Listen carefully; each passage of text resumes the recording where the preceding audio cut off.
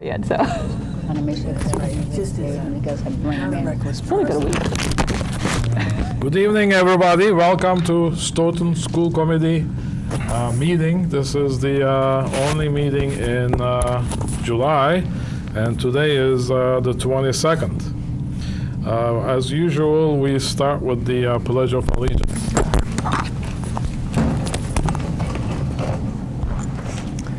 I pledge allegiance to the flag of the United States of America and to the republic for which it stands, one nation, under God, indivisible, with liberty and justice for all. I think it's every time. I think we every time. Thank you. Our first item on our agenda is public comments. We have two residents that have signed up. First, I invite Ms. Pat McNeil.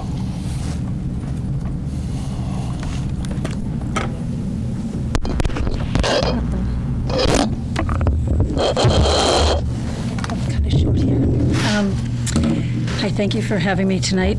I may take a little bit more minutes than 3 minutes if I don't want to be running fast. I'm really, first I want to make it clear that I'm not representing the CPAC tonight. I'm no longer the co-president, which I have been for the last 4 years. But I want to speak tonight about the special education fundraiser. And I'm really disappointed in everything about what had happened surrounding that. These men wanted to help other students that might have had some of the same experiences that they did during school. Usually I don't read, but tonight I wanted to make sure that I got all my points across and didn't kind of go off on tangents, because this subject I'm really upset about, and I'm afraid that's what I would do. So forgive me for reading. This should have been about supporting the successes of these two men who struggled in school. To have them want to give to the community to help other students with similar challenges is commendable. For our school, to have them, where am I seeing why I don't read? For our school administrators, the principal, the superintendent, especially the special ed director, not to shout about this, praise them and support their endeavor is outrageous. It is indicative of the same level of support that the special education gets as a whole. I have individually, as well as members of the CPAC, have worked hard to bring the issues surrounding special education and the need of the children to the attention of the school and the public. As you know, I'm passionate about the lives of special needs children, their education, and their families. I do try to attend school committee meetings if possible, but I'm not able to attend all of them or stay for their duration. I did not know anything about this fundraiser. I am so disappointed that I did not. I am disappointed for the people who worked hard to do this. They deserved support. It emphasizes the administration's lack of thought. The CPAC was never contacted by the superintendent, special education director, community liaison, high school principal, or school committee. It is not listed on the school website or district website. I did not get notification by an email list or a listserv. It appears to have been listed on the district's Facebook on the night before.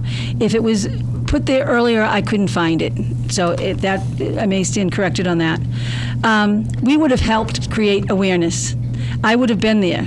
The inaction and lack of support by this district emphasizes what I've been saying. They just don't think of special education. It is separate, not part of the whole. The responsibility lies with the administration. The superintendent and the special ed director and the principal are directly responsible for this failure. Flyers were approved for distribution on email lists. They were contacted multiple times. We have a community liaison who makes over $60,000 a year part-time, and she couldn't get it on the school's website? Isn't this a community event? Aren't the schools supposed to be including the community and parents? The response that this was not a school-sponsored event is even more outrageous. It is held in the school to raise money for the school, held by alumni. The same non-excuse was used to keep the CPAC, a state-mandated advisory council, from having information distributed. Why we were not put on the websites. I have had to pressure for years and then handhold every time to get flyers emailed. There are many non-school events on the website. You all have seen them. Chamber of Commerce, College Night, Stoyak, and other fundraisers.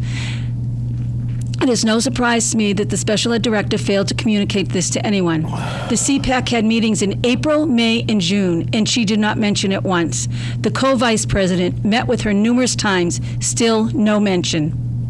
The CPAC would have been the first to be should have been the first to be notified, and it shows that there is no relationship of respect from this administration. This was to benefit high school students, and the principal did not do anything either. Why? I don't understand. This is I am just stumped. The district review stated that the special ed director should not have the additional job of principal of the Jones School. The superintendent will not change that. Maybe she has too many roles. Maybe she just can't handle the whole job. She receives around $5,000 as a principal, as a stipend, or whatever you may want to call it, and over $100,000 to be the SPED director. Is she able to do the work of a SPED director and having her time taken from other places? This is the second time that I am aware of this. The special ed director has squandered an opportunity for potential funds for the special education department. The first was when she was asked to submit a proposal, and she was the only administrator that did not. The people of Stoughton, if they are not outraged over the lack of support for this fundraiser and for these young men, they should be outraged over the lack of funds that would have been generated. We are always told that there isn't enough money, and yet they can ignore a potential source.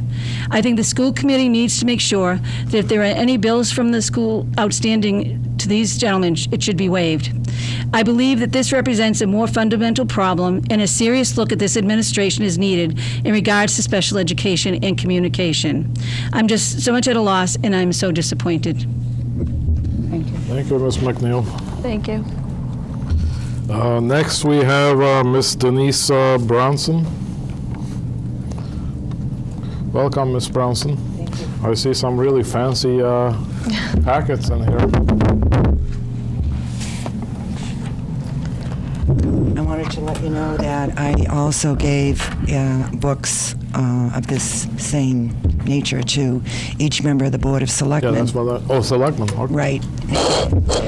I also have the same information that I gave to the school committee and to the Board of Selectmen on my website, and I wanted to hold that up so that any teachers or parents that are listening can go to the website, look under, in my opinion, under Common Core, and they'll have the same material you have there. Okay? This is, basically, I'm here to ask the school committee, and when I leave here, I will go to the Board of Selectmen meeting and ask them if the two bodies will meet together to make a decision, discuss the issue of longitudinal data system and the potential danger to our town, to our families, and to our country as a whole. I see this as a national security issue. Some of the questions, just to give you an idea, some of the questions that are going to be asked our students, that will be given to anybody who requests this information.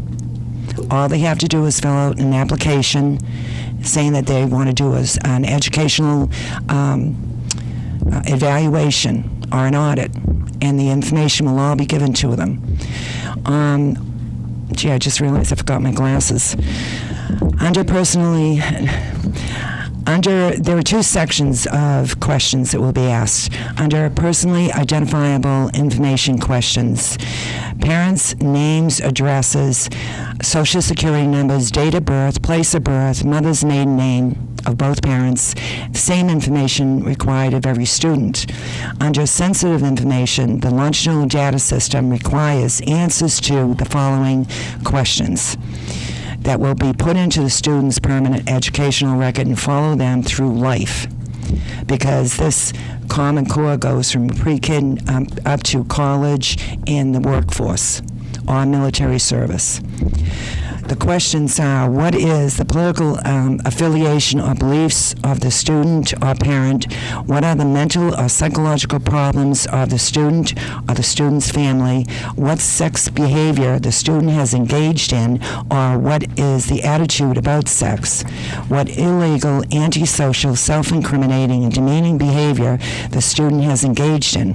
What is the student's critical appraisals of other individuals with whom students have have close family relationships.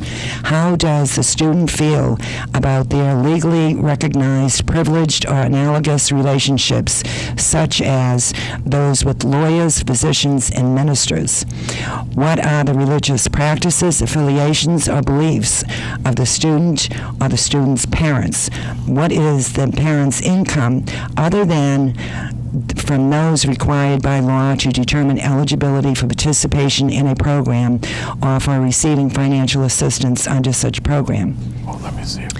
The longitudinal data system also requires that the biometric record of the student, which is the student's DNA sequence, fingerprints, voice prints, retina and iris scans, facial characteristics, and handwriting of students that can be used for automated recognition of an individual. Let's see. I already told you that part. The former General Counsel and former Deputy General Counsel of the U.S. Department of Education stated in their report regarding Common Core, the United States Department of Education has placed the nation on the road to a national curriculum despite 3 federal laws that prohibit federal departments or agencies from directing, supervising, or controlling elementary and secondary school curricula, programs of instruction, and instructional materials. The 3 federal laws that the U.S. Department of Education has violated are the General Education Provision Act, the Department of Educational Organization Act, and the Elementary and Secondary Education Act of 1965 as amended by the No Child Left Behind Act, which ban the Department of Education from directing, supervising, or controlling elementary and secondary school curriculum, programs of instruction, and instructional materials. What I'm asking this board is where this, I feel, is a national security problem or risk to our country, to our potentially can destroy the economy of this country if all of these students' identities and their parents' identities are stolen. Forget about the fact that people who are trafficked in pedophile international rings, slavery, satanic rituals of child sacrifice will have access to this information. This information will also carry the child's photograph, their height and weight. It's a catalog, okay, on the children. I want you people and the Board of Selectmen to sit down and discuss how to handle this. I wrote, when I left this information with the Secretary of the Board of Selectmen, I, days later, received an email from the Chairman of the Board of Selectmen saying that it was the town's law that the school committee must handle this, that it's their responsibility. I feel where this is such an important issue, it will cost this town legal fees to fight this with the state because the state has pushed this on us. That I think. Ms. Brandt, let me just finish the. Let's wrap it up, please.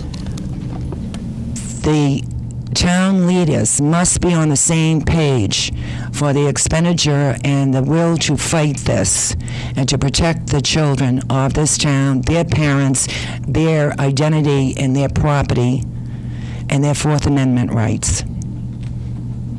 Okay, I would like tonight to find out if you will meet with the Board of Selectmen.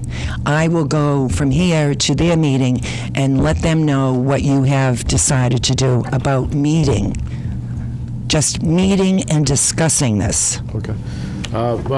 Since you posed the question, I'll answer it quickly.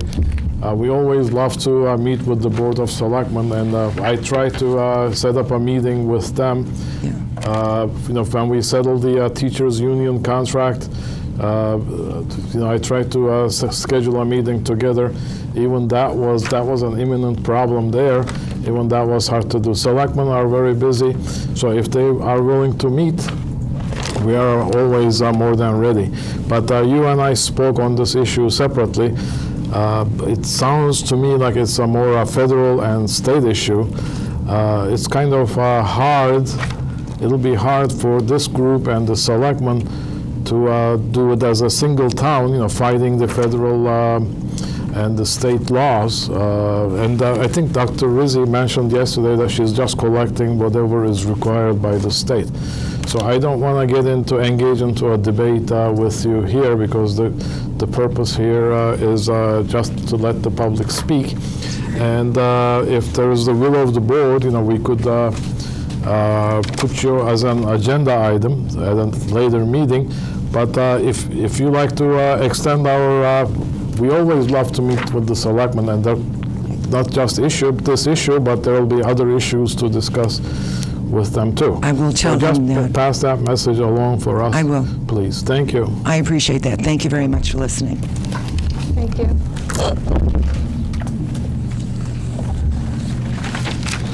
Okay, the next item on our agenda is the review of the special education fundraiser held on June 21st. And we have a request for the waiver of the custodial fees.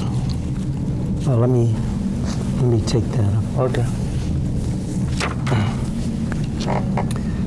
Mr. Fernandez, he's the gentleman who, unfortunately,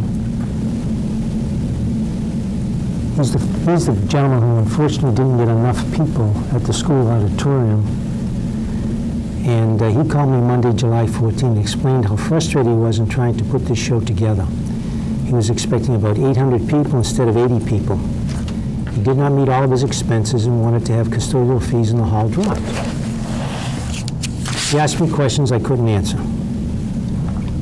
So I called Rudy to get in touch with Mr. Ford to call me. And Mr. Ford called me back in a half an hour, which I thought that was great. And I explained to Mr. Ford... Oh, this side can't hear you. Could you speak up? Oh. Not the microphone, but just the volume. I apologize. That was one of the problems I had when I was sitting over with you people. I think it's this side of the room. Okay. So I called Rudy to get in touch with Mr. Ford to call me. Mr. Ford called me back in a half an hour, and I explained to Mr. Ford I wanted to set up a meeting with Julie Miller and Heather Tucker to find out about Joe Fernandez and why his show was poorly attended.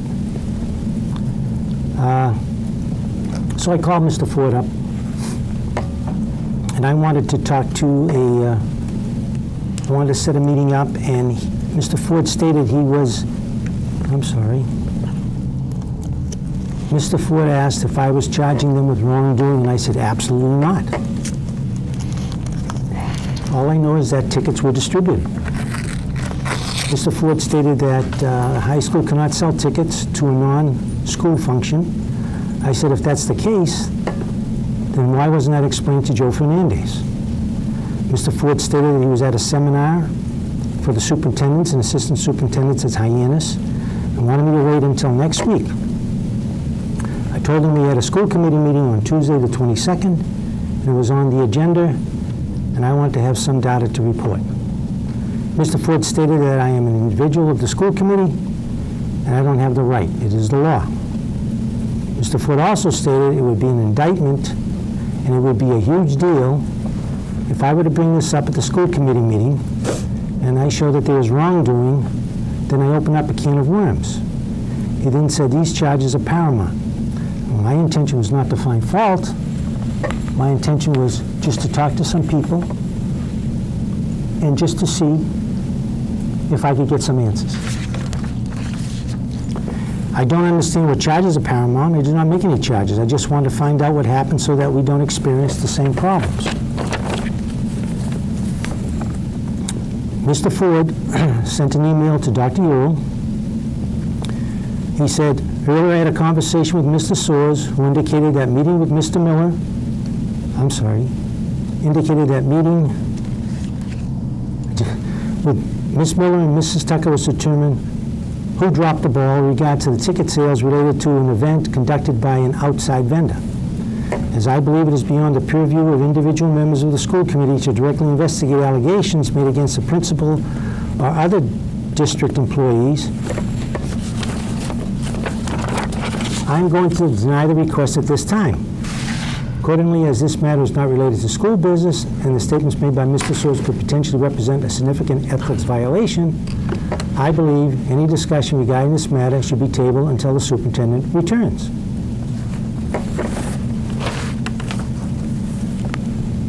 Joe Fernandez called me up, and all he wanted to do, because for some reason, this particular event, and I have to point this out, excuse me just for a minute, but this is important that I point this out.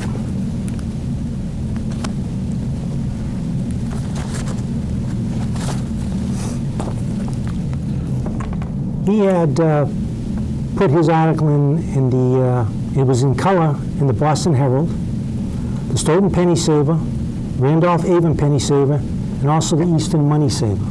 So this particular thing, from what I could see, was certainly well, what's the word I'm looking for? Advertised? Advertised. So I felt bad for Mr. Fernandez. He said, Joe, he lost money. He even had one of the people, I think it was One of the donors, it was one of the, no, but he was the comic. or comic, the The Sweeney. comic, yeah, the comic gave him back $1,000, Yeah. etc.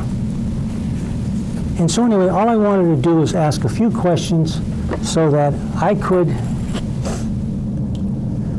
I felt obligated and I felt bad about him, and all I wanted to do was to ask a few questions to find out if it was justifiable to give him the $550 of which he got a bill for to use the auditorium. I felt that it would have been so much easier if I was helped by Mr. Ford, because I really don't ever want to see this happen again, that this particular program that he put on, especially for the special ed, and he was even going to give, what do you call it? I apologize for this. I'm at a loss for words. If you go to college and you get some money, scholarship. He was going to give some scholarships to special ed depending upon how much money you got from this. So, because Mr. Ford wouldn't help me, I personally have made a decision myself that I think that what we should do is waive the $550, because the poor guy has really attempted to try to do something for Stoughton High School and for special ed. But again, this is my side of the story. I'm sure that Mr. Ford has his side of the story.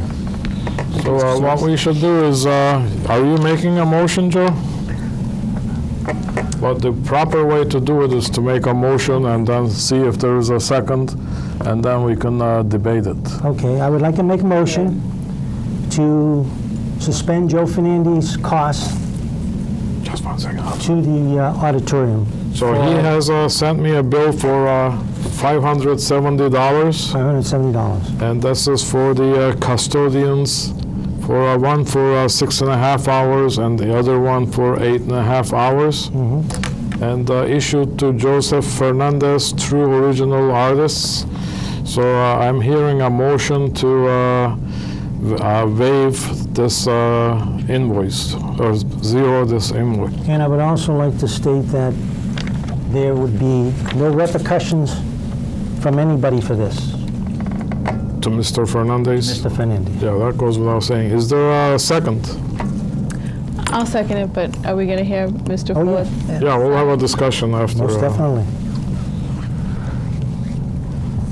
Well, not necessarily Mr. Ford. Anybody is willing to speak.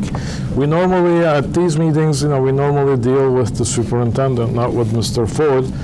But Mr. Ford was in charge. Superintendent was on an extended vacation, and she designated Mr. Ford as the administrator in charge from, I believe, July 7th through 21st. So that's why this crisis came up during the superintendent's absence. So Dr. Rell, If I may just say one thing, I want everybody to know that Mr. Ford and I talked for 2 hours you did. on Monday, Yesterday. because I was supposed to have a meeting with you at 4 o'clock, and we did resolve our differences. I believe we did, I would agree. okay? So I'm sorry, now go ahead. And everybody should know that Mr. Sears and I had a great meeting yesterday. And the heart of this matter is I did in fact receive a call from Mr. Soares. And I took contemporaneous notes. I don't normally take notes on a conversation I have with the school committee, but there was a phrase in particular in the conversation. And I know, Mr. Soares, you don't necessarily believe you uttered this phrase, but it was something that I wrote down immediately. And in fact, the phrase is what triggered me taking the notes on our conversation. But it was a question of who dropped the ball with regard to ticket sales. And when I hear the phrase, who dropped the ball, it appears to me as if we're investigating to see who dropped the ball. And for me, to have an individual member of the school committee conduct an investigation of a member of our administration or members of our administration, I personally believe is beyond the purview of the school committee. What I wasn't attempting to do is interfere with Mr. Soares getting the facts he need to make a decision. But the facts that you were looking for, I think would be fair to say, weren't necessarily conveyed to me in the conversation we had, specifically what you were looking for, or what your motivation was behind making the call to me. And based on the information that I had at the time, I made a decision that I do believe reflects the best interest of the school district at that time, based on the information that I had available. And I don't believe at that time the correct thing to do would be to authorize an individual meeting with those members. And we spent a lot of time talking about this. It's two different positions and two different takes on the same conversation. And I don't in any way believe that the decisions made at the time necessarily would affect this committee from making a decision on the issue that you're talking about. Although the conversation was based on an email, I didn't make a copy of the email chain. Would you like me to? I can distribute it to the people. If you wish, sure. At the table. It was actually a series of 4 emails.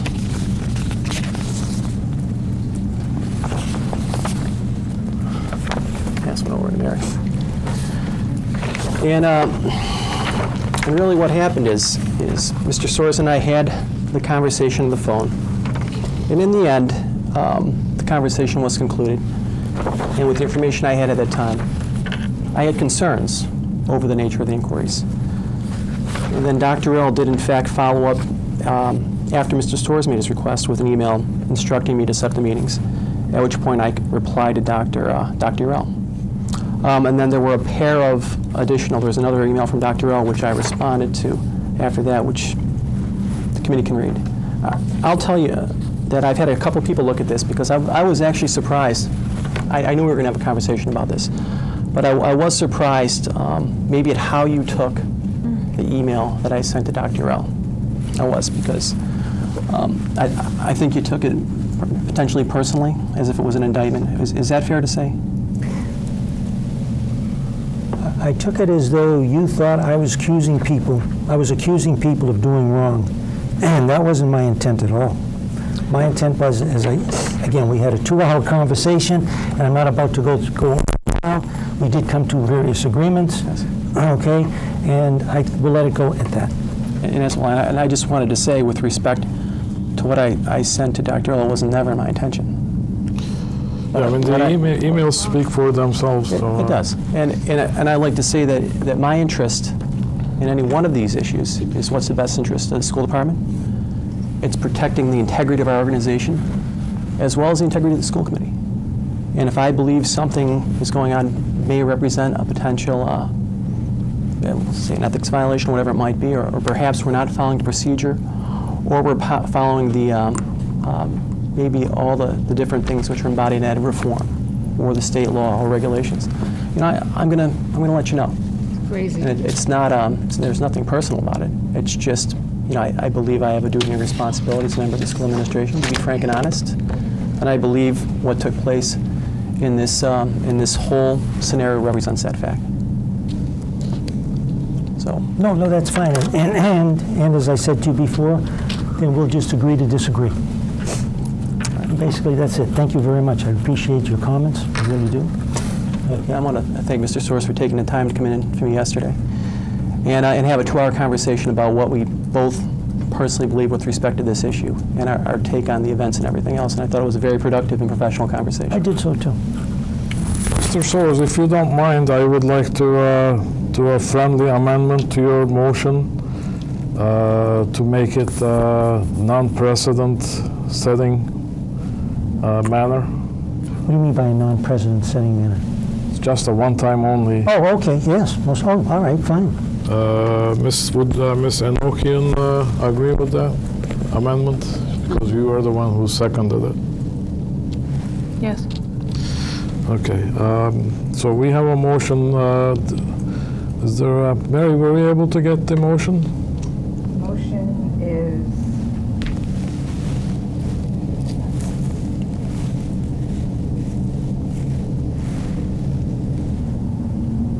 motion by Mr. Soares to waive the fees for Joe Fernandez for the custodial fees for the event he held on June 21st.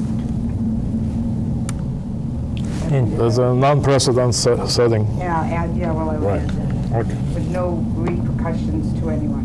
yes. Okay, any other discussion on this topic? I have a question. Yes. So are we waiving it because we didn't participate or that we didn't inform? What are we waiving it for, Dr. Earl? We can, we are doing it like a no-fault kind of a thing here, but if you want to debate this further, Well, I don't want to debate, that's what I'm trying to understand what's going certainly on. identify the areas and, argue some more. No, I'm not arguing for the rest of the year. So we are just Why are we doing it. this? I'm doing this because I think that this gentleman tried very hard Okay. to do something well for the special education Thank you. kids. So I'm going to say that let's waive these fees just because he did try very hard, and unfortunately, it didn't work out well. Okay, thank you. Yeah, please. The reason why I brought this up is because I felt that, and I'm going to use your phraseology, I felt we dropped the ball in helping, in not helping him. Okay? That sticks with me. I thought he was a guy who put himself out. He got comedians together, he got singers together, he wanted to do a whole bunch of things, and for some reason, he didn't get the support that I felt that he should have gotten. From us. From us. Okay. And I hope, and the reason why I'm doing this is, I hope that this never happens again.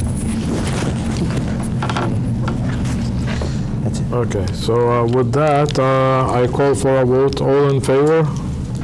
Aye. Aye.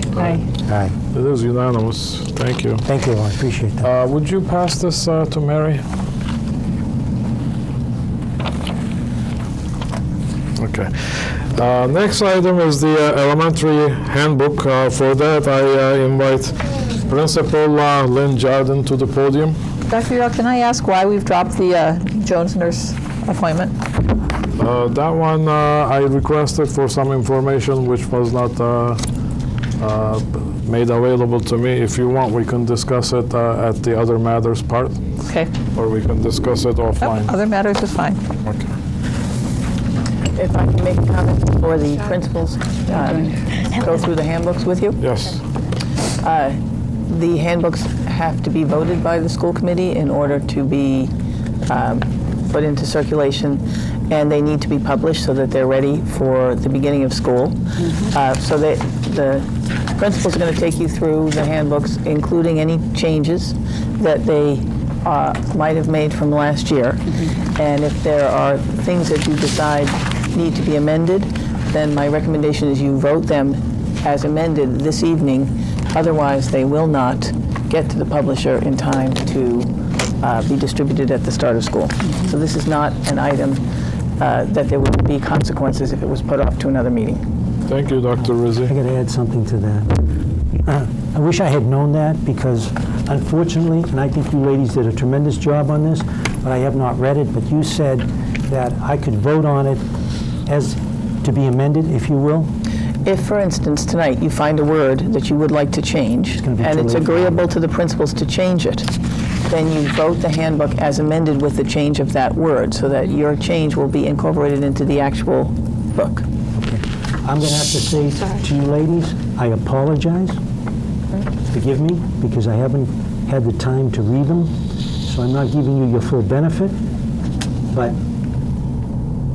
please forgive me, that's all I can say. So you're saying you didn't do your homework? I didn't do my homework. Okay. So we have with us this evening the principal of the Gibbons School, Ms. Lynn Jardin, the principal of the Helen Hansen School, Ms. Faye Palilio, and the principal of the West School, Ms. Margaret Morgan, and they will take you through the handbook, including what changes there might be. Welcome. Welcome. Thank you. Happy summer. Oh, nice to see everyone. Oh, no, not by a long shot. In your packet, I gave you a copy of the handbook with the corrections in it. I also gave you a guided sheet on top. And as I was going through it, I found a couple of things that I missed. So if I could, I'm going to give you, Dr. Urell, a couple of amendments to the cover sheet, if you want to pass to the committee for me. Thank you. Would you give one to Dr. Brown and one to yourself? There aren't that many changes, actually, so Oh, okay. I'm going to work from the additional sheet that I just gave you. One of the things we were going to add to the cover that's in the secondary and in the two secondary handbooks, we're going to include in our handbook as well. It says the administration reserves the right to revise this elementary student and parent handbook at any time for any reason during the school year. The current version of the elementary student and parent handbook can be found at each of the Stoughton Elementary School websites. And the reason for that is sometimes there are policy changes mid-year that we can get online so that parents can see them as opposed to waiting until July. So it's something we just hadn't had, and we realized the secondary did, so we're adding that in.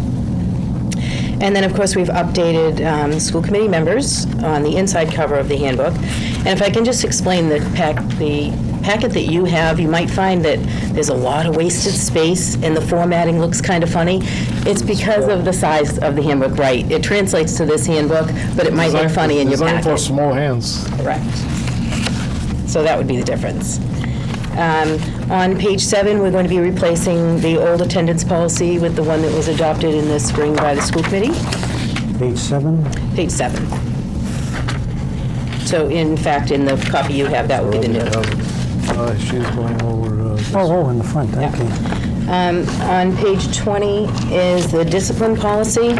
I kept the old discipline policy in the handbook, so just so you could see the differences with it. And then I attached what the new looked like because it kind of got a little bit of confusion as I was copying it.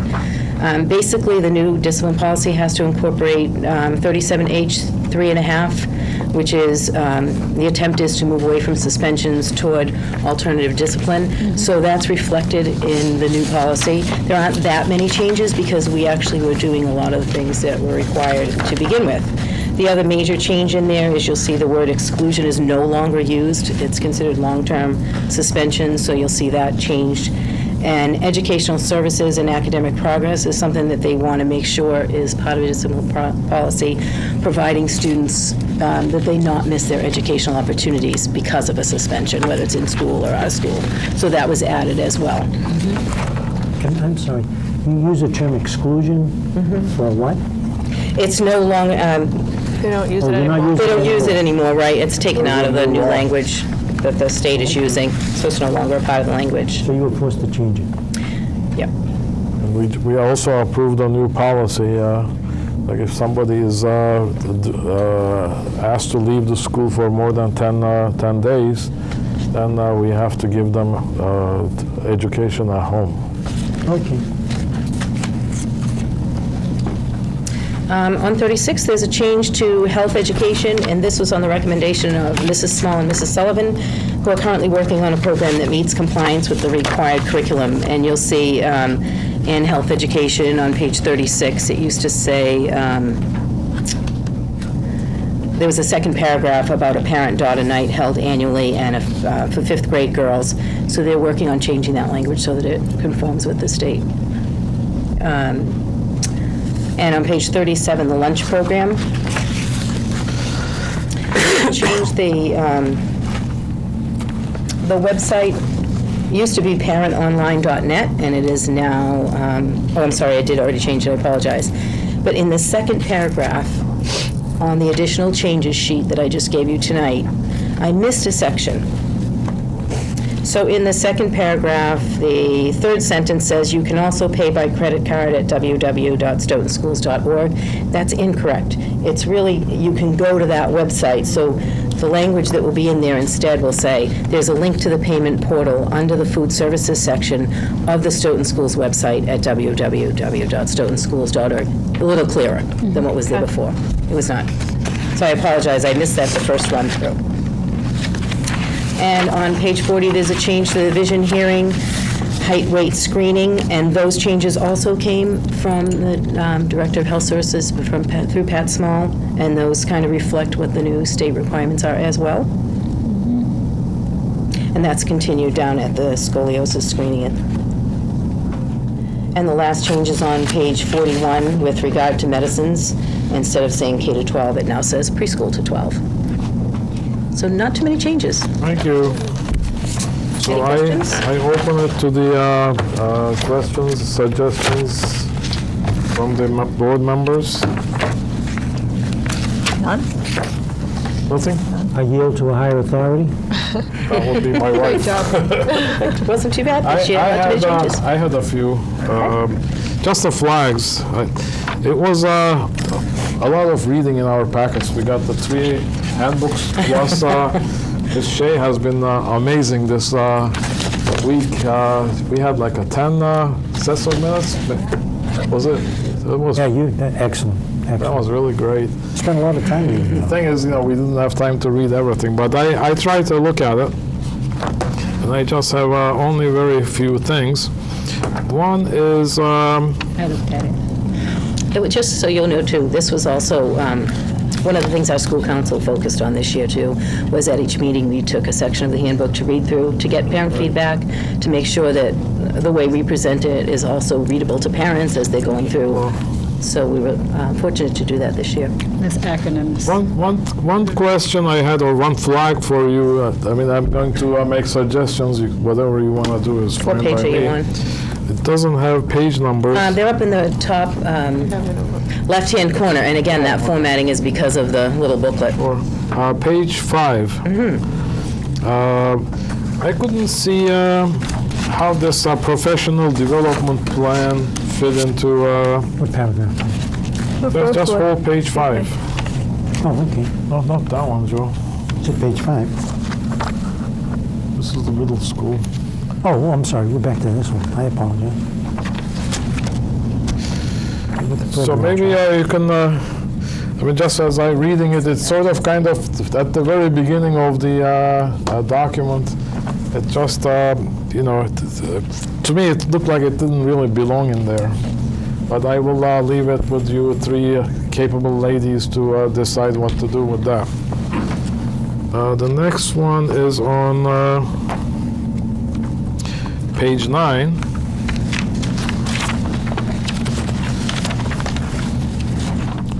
The attendance policy.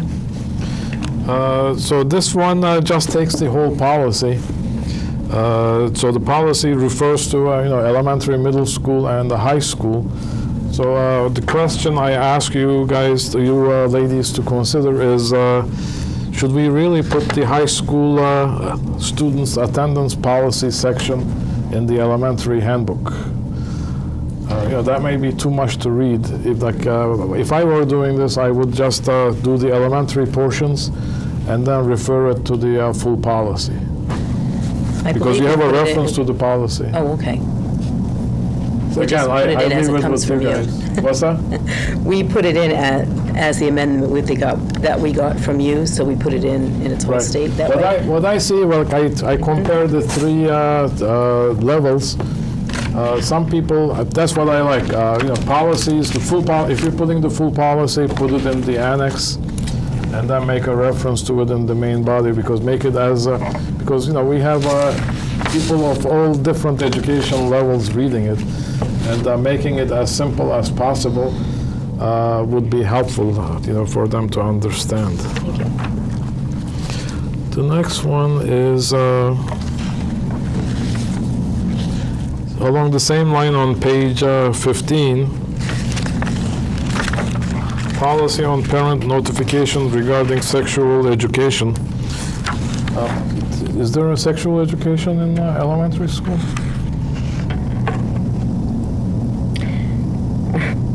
There's been so many times when it's back and forth in the curriculum. So, I mean, you can check and then, decide to include it or not. Because this might go back to the information from Pat Small. I was going to say even the mother. The mother-daughter, yeah, it might be in that same category, so I will double check on that. Can I ask a question, Dr. Erlin? Can I finish or? On the same one. Oh, same one? Please, Yeah. go ahead. Sure, so are you leaving it in because just in the event that something does come up that you covered? I think that's why it was in there to begin with. Yeah. And we how I viewed basically don't take it in, especially where it says adopted by the school committee May 28th. Unless it's changed by the school committee, we don't go in and remove it, Okay. is the best way I can explain it. So I guess I need to go back and research Okay. if it's The changed next- since then, but I doubt it had, otherwise, Well, if I may, say, the Yes, policy has not changed, and so it's appropriate that it be included. The curriculum has, over the years, moved to different grades. But the policy does not change as a result of that. Well, my point is to do with, policy may be intact. Whether this applies to, I like to see the elementary handbook as simple as possible so that everybody can read it and understand it. So if there is anything that we don't need, I would say, either take it out or put it in the appendix. That's my suggestion. The next item is on page 19. The last paragraph.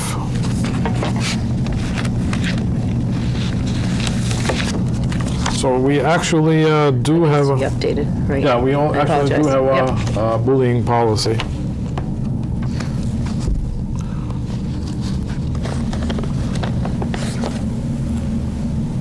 The next one is on page 24. I may have 25. I may have missed it, but do you have anything about our restraint policy? Not in the handbook, no.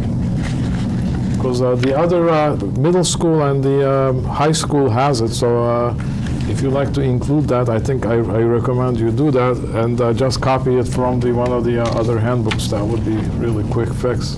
Excuse me, what's his restraint policy? I'll refer to Dr. Rizzi.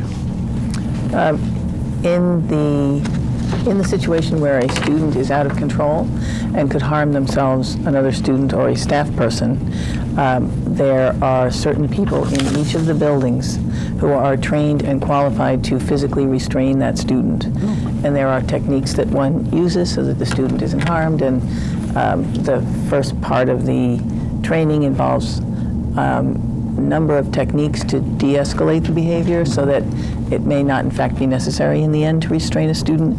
Occasionally it is necessary to do so, and then there are techniques, and then there's a reporting process that comes with that and a response afterwards. So in the case of a building where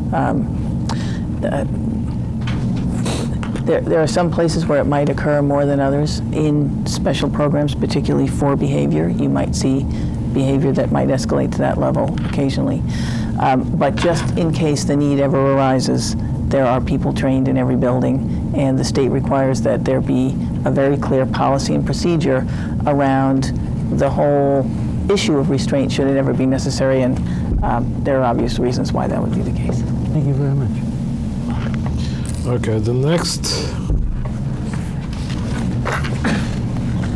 So yours was the first on the packet, so I read it more thoroughly, I think. he went But, through it. Mr. Colanto.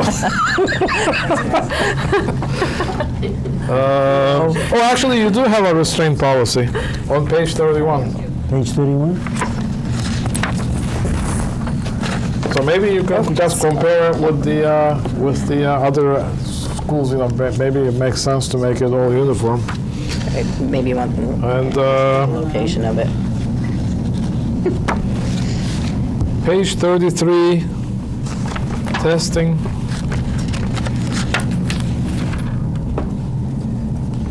So it talks about MCAS, so I don't know if you like to mention MCAS and PARC, both of them.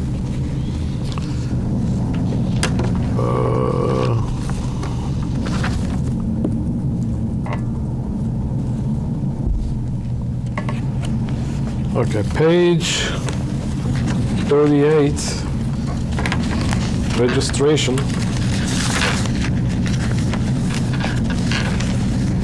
The beginning of the second paragraph says children should register in the district where they live. I think here we mean like district is Stoughton, and then for West School there's like a, is it called, do we still call that a separate district, or do we call it a precinct? What elementary district? Elementary district. So maybe you can Change just the word say, to elementary school district. okay. Clarify it. What's the difference between elementary district and precinct? They don't line up exactly. That's just for voting. The voting precincts do not line Oh, up okay. exactly with the Political parties depend to get There are 8 advantage. precincts and only 5 elementaries. Thank you. Okay, next one is on page 39. There is a section in here about Stoughton Special Education Parent Advisory Council.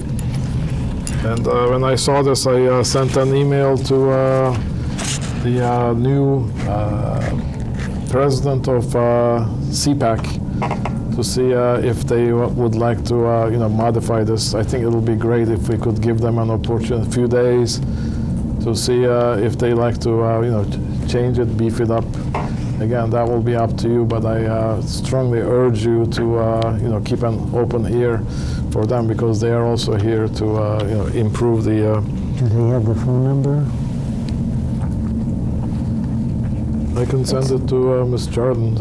Actually, Caroline. Caroline is Caroline Campbell. So I just copied this part, emailed it to her, said, do you have any input on this? Thank you. So if you could just close the loop, that would be great. The next one is, the appendices. Appendix A, page 43, talks about student computer LAN internet use policy. It'll be great if we could put a reference to this, like the other policies, like approved by school committee on such and such date.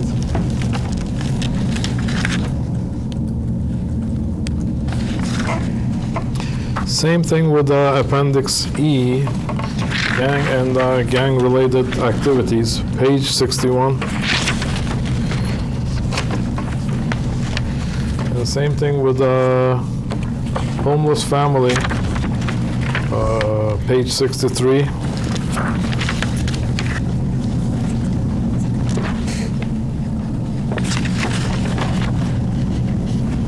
And I got 2 more, which is I noticed the elementary, not the middle school and high school handbooks have 2 sections at the end. One is for civil rights, and one is for translation notification. So I don't know, the elementaries don't have it by intention, or if there is no reason not to include them, I would make them all uniform. Again, they are at the end of the middle school and high school thing. Oh, sorry, you said civil rights and translation? Civil rights and translation. So, if there is, Dr. Brown, did you have any questions? Nothing at all, thank you. So, yes. Actually, just a comment to one of the things you said, because at one part, you asked about taking one of the policies and pulling out the parts that aren't applicable to elementary, but then in the other places you're talking about including full policy. And I think it's always a good practice to include full policy, only because not every parent, if they've got a child in more than one of the levels of education, will read every handbook. And to have a policy complete, I think just helps for reference sake I understand what Yeah. you're saying, but what I was recommending was make the main text as simple as possible and include the full policies as appendix. And I personally think that people will skip over a policy that they don't feel applies to them or their child anyway as they read the handbook, or will come back to it for reference sake. But that's, otherwise I do agree with the change in the policy on bullying, the removal of that last paragraph, and then the inclusion of PARC as well as MCAS. So As a are you reference. making a, Well, I don't know Motion if you were for- going to say all of the ones that you had talked about. I think that several of one of them. them I made it as a mandatory. I Okay. put them all as suggestions. We have 3 But capable we have, ladies I understand, here. but we have to vote on it tonight. So that's why I'm saying we'll want to vote as amended. But that's, and then what I'm asking is, I want to modify what your amendment was to parse out the policy on attendance and leave it intact as a full policy, because I Oh, think well, it follows the other policies. But I don't like that because, I have identified several things that would be beneficial to do. No, and I agreed with Why? the rest of them. That is just the one where you talk about actually stripping away the content and putting it in the appendix. I disagree. I think it's fine, intact, but this is just a discussion portion. That's all I'm doing.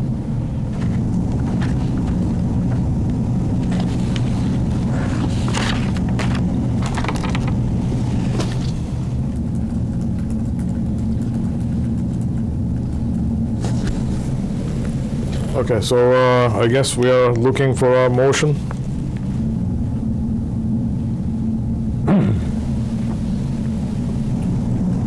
You making a I think we could make a motion to accept, approve the elementary handbook as amended. And then there are certain things in the amendments. There was a lot of things that was left to the decision of the discretion of the principals, and I'm happy with that. I think that's good enough motion, and the changes are really not that much. That's fine. I'll make the motion then to accept the handbook as amended. Is there a second? I'll second it. All in favor? Aye. Thank you so much. Thank you. And just to be clear, the amendment includes at our discretion, so as we're going through it. That's right, whatever you like. Okay, thank you very much. Have a good night. Thank you, you too. It's not often we are blessed with the presence of a superhero. My hero, Mr. Colantonio. Good evening. Good evening, Mr. Collington.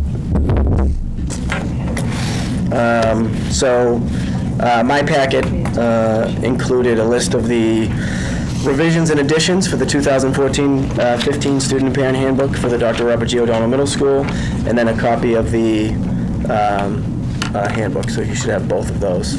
So I just made a list of the revisions. Not a ton of changes to the O'Donnell Middle School handbook this year. There were a ton of changes last year. For those of you who are here for those changes, we changed the structure and really tried to make it more user-friendly for parents and for students. So just to start with the revisions for next year, revisions that went through my leadership team, my head teachers, my assistant principals, and myself, and the school council, obviously.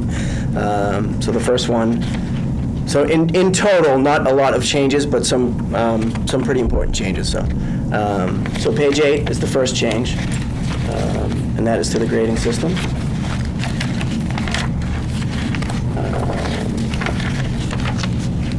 So it probably looks very similar, although there is an important addition.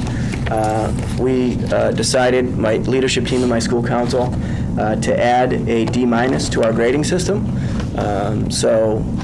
This past year and for the past several years at the O'Donnell Middle School, anything below a 65 was a failing grade.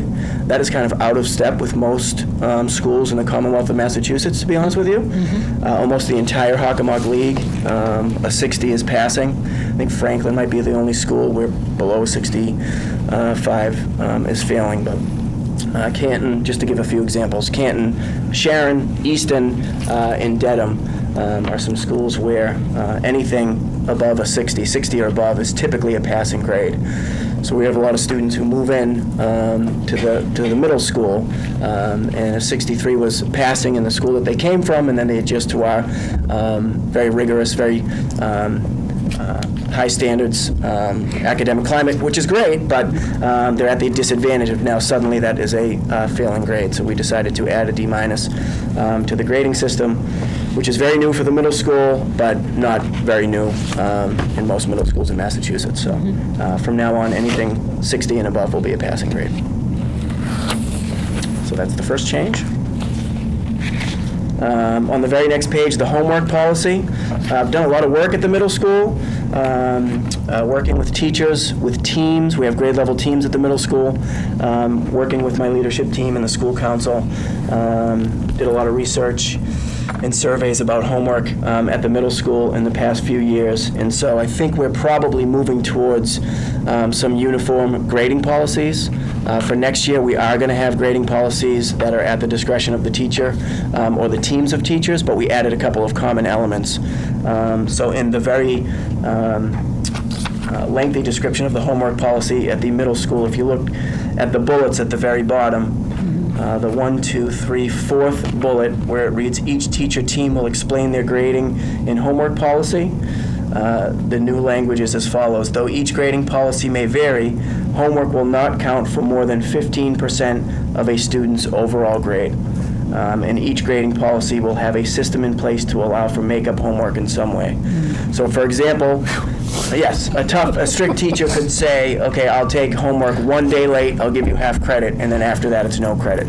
And then most teachers do have a mechanism, but not every teacher did. So those are just a couple of uniform policies within the grading policy. So teachers can still have their own, they still have the freedom to have their own grading policy. Some teams do, but within that, those are just a couple of constraints on the grading policies.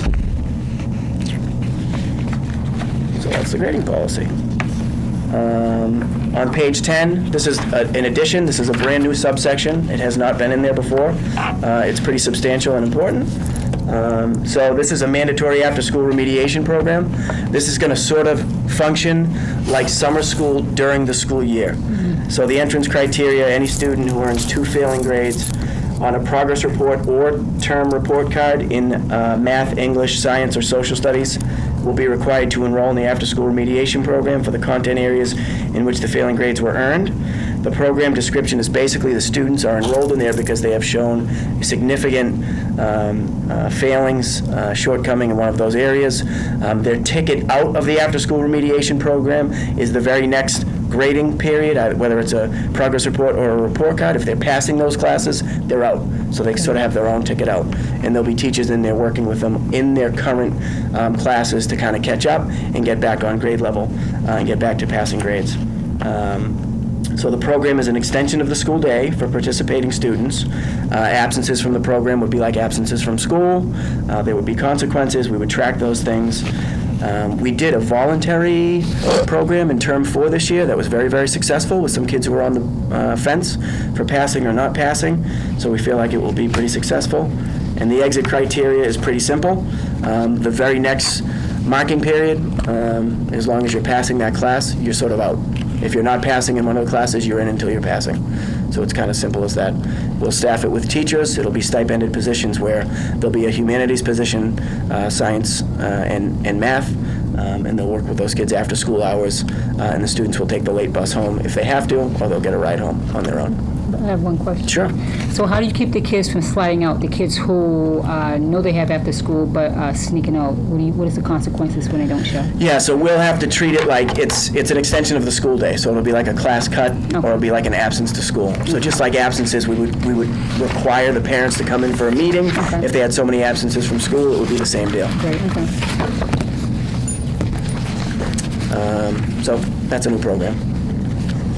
And then the only, so that's all Section 1, academics and student life. Those are the only real changes in there. There's an increase in the lunch fee. I think it went from $2 to $2.50. I did not put that on my revised list, but that is in there, just so you know. Where's reference to lunch in here? Yeah.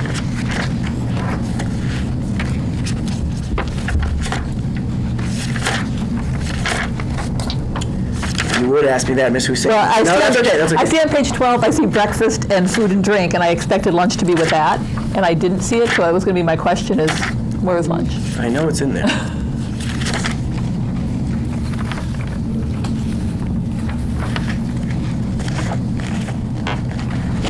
And if it is not in there, it is an accidental omission. No lunch. No lunch for these kids. You're not feeding the kids? No, we're not going to It's feed the probably nurses in here.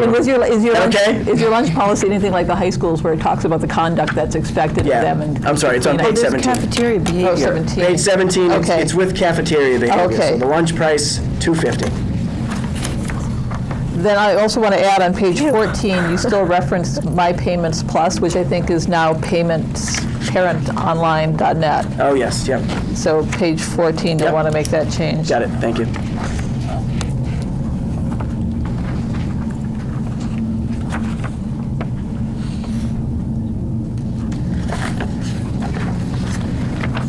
Okay. So the only other substantial change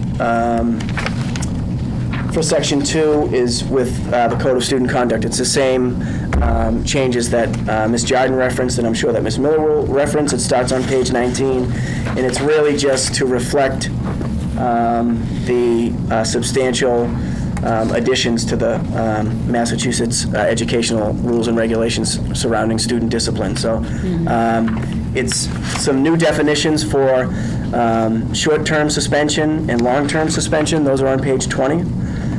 Anytime you see a reference to Massachusetts General Law, Chapter 71, Section, this is the new one, 37H and 3/4. We've always had 37H in policy and procedures, due process, and appeals and notification and all that stuff to reflect that. But now we have 37H and 3/4.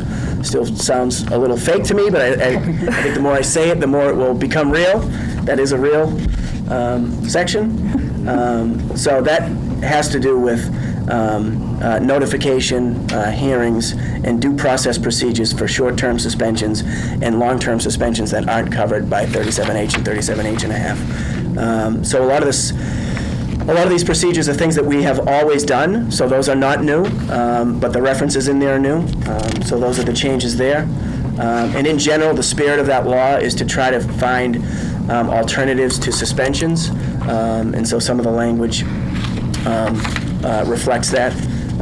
There's really nothing except for type 4 offenses in our handbook where it's going to be a suspension for the very first offense. That was not always true. We changed that. Now we're going to look at detention a little more, after-school sessions, in-school suspensions, what we call ABC. And who will be manning those? What's that? Who would be the people over facilitating those? Yeah, we have teachers facilitating it as a duty. On page 21, something completely new as a result of 37H and 3/4 is the education services and academic progress. Probably a very similar paragraph in all three handbooks, but there it is. It just says that students on short-term suspensions and long-term suspensions will have access to the curriculum. Students who are in long-term suspensions, they will actually attend that mandatory after-school program. In my building, they will attend the after-school program and keep up with their schoolwork in that way. Are the parents signing off on this? Yes, yep. One more question. Yeah. In reference to the parents, so the parents are signing off for it at the beginning of the year. However, are they getting phone calls prior to so that they'll know that the kid will be coming in late or to be on a late bus or something? So how, Oh, yes. how we Right. communicate with the I'm parents, sorry. I guess? You mean the after-school remediation program, Yeah. not the discipline piece? No, just the after Yep, school program. yep, sorry. So the after-school remediation program is, so the kids will be signed up for that. There'll be a notice that goes out to all parents about that program, so it doesn't sneak up on them in the beginning of the school year. And then once we get to the first marking period, those parents will be notified individually. We will probably call those. We'll do it in writing, but we'll call them as well. with the guidance counselors to let them know that they have qualified, whether that's good news or not good news, they have qualified for that program. Okay. Because we need parents with us in that endeavor in order for that to really work. Exactly, okay. And that's what we did this year with the voluntary program. Okay. And it was really, really successful, so I'm hopeful for it. And that's really it. Any good. questions for Mr. Colantonio? Or suggestions? Keep up the good work. I had Oh, here we go. just a few. Okay. It would be great because this is for both for students and parents. Yep. Unless you have another document. I searched the website, I couldn't find it. It will be really good to list all the elective courses in the handbook so that the parents can look, oh, this will be a good thing. I also like to use it to motivate my child. Do you have a list of or list and description of? Yeah, the so elective? we did this year. We did a course overview booklet. It's something like a program of studies that you've seen from the high school. We didn't add it into the handbook, and we were still adding some. By the end of the year, we were still adding some courses for the elective courses, the enrichment courses. And I don't think we ever posted it, but my plan is definitely to post that on the website. I think that'll be great. We've never included that in the handbook, but it's about 4 pages. Kind of describes all the classes that we teach. So if it's only 4 pages, you may want to include it in here too. I don't know. Not a bad recommendation. The other one is CPAC, the Student Special Education Parent Advisory Council. I couldn't see any reference to it in the middle school handbook, so maybe you can just search. I searched it electronically, I couldn't find it, but maybe... No, it's not in the hand. So maybe you can just get from Mrs. Jardin the latest version, and then we can make it uniform for high school, because I didn't see it in the high school one either. I think the high school had a section on 504, but I didn't see it in the middle school. Okay, I think we do. In policies? Page 38? Page 38. No? Oh, there is a 504, okay. And last one was index. The elementary handbook has an index, I think, which is helpful on finding things. If at the least, I recommend you just take this table of contents and alphabetize it, put it also at the end. Yep. But if you could come up with some additional entries, I know this is you don't have much time to work on this. Yeah, I have. We've in the past run one and not the other, but that's an easy addition. Okay. Yeah. That's all I had. Thank you. Okay. So I'm looking for a motion to approve it as amended. Make a motion to approve as Middle amended school handbook. the middle school handbook. Is there a second? Second. All in favor? Aye. Opposed? Unanimous. Okay, thanks. And my favorite high school principal, Miss Juliet Miller, will be coming to the podium. Only, Ruin it now. the one and only. Good evening. Good evening. So a lot of what I'm going to say you've already heard already, either from the elementary school principals or Mr. Colantonio. But before I started, our handbook is a little bit different than the other principals' handbooks. We actually print them in an agenda booklet. This is last year's, but our students compete and do the design for the cover, and so this year's cover is going to look like this. Very nice. This will be orange. It printed red because of my printer, but it'll be orange. And one of our students created that, so that will be the cover of this year's handbook. Does he get anything for that? The recognition.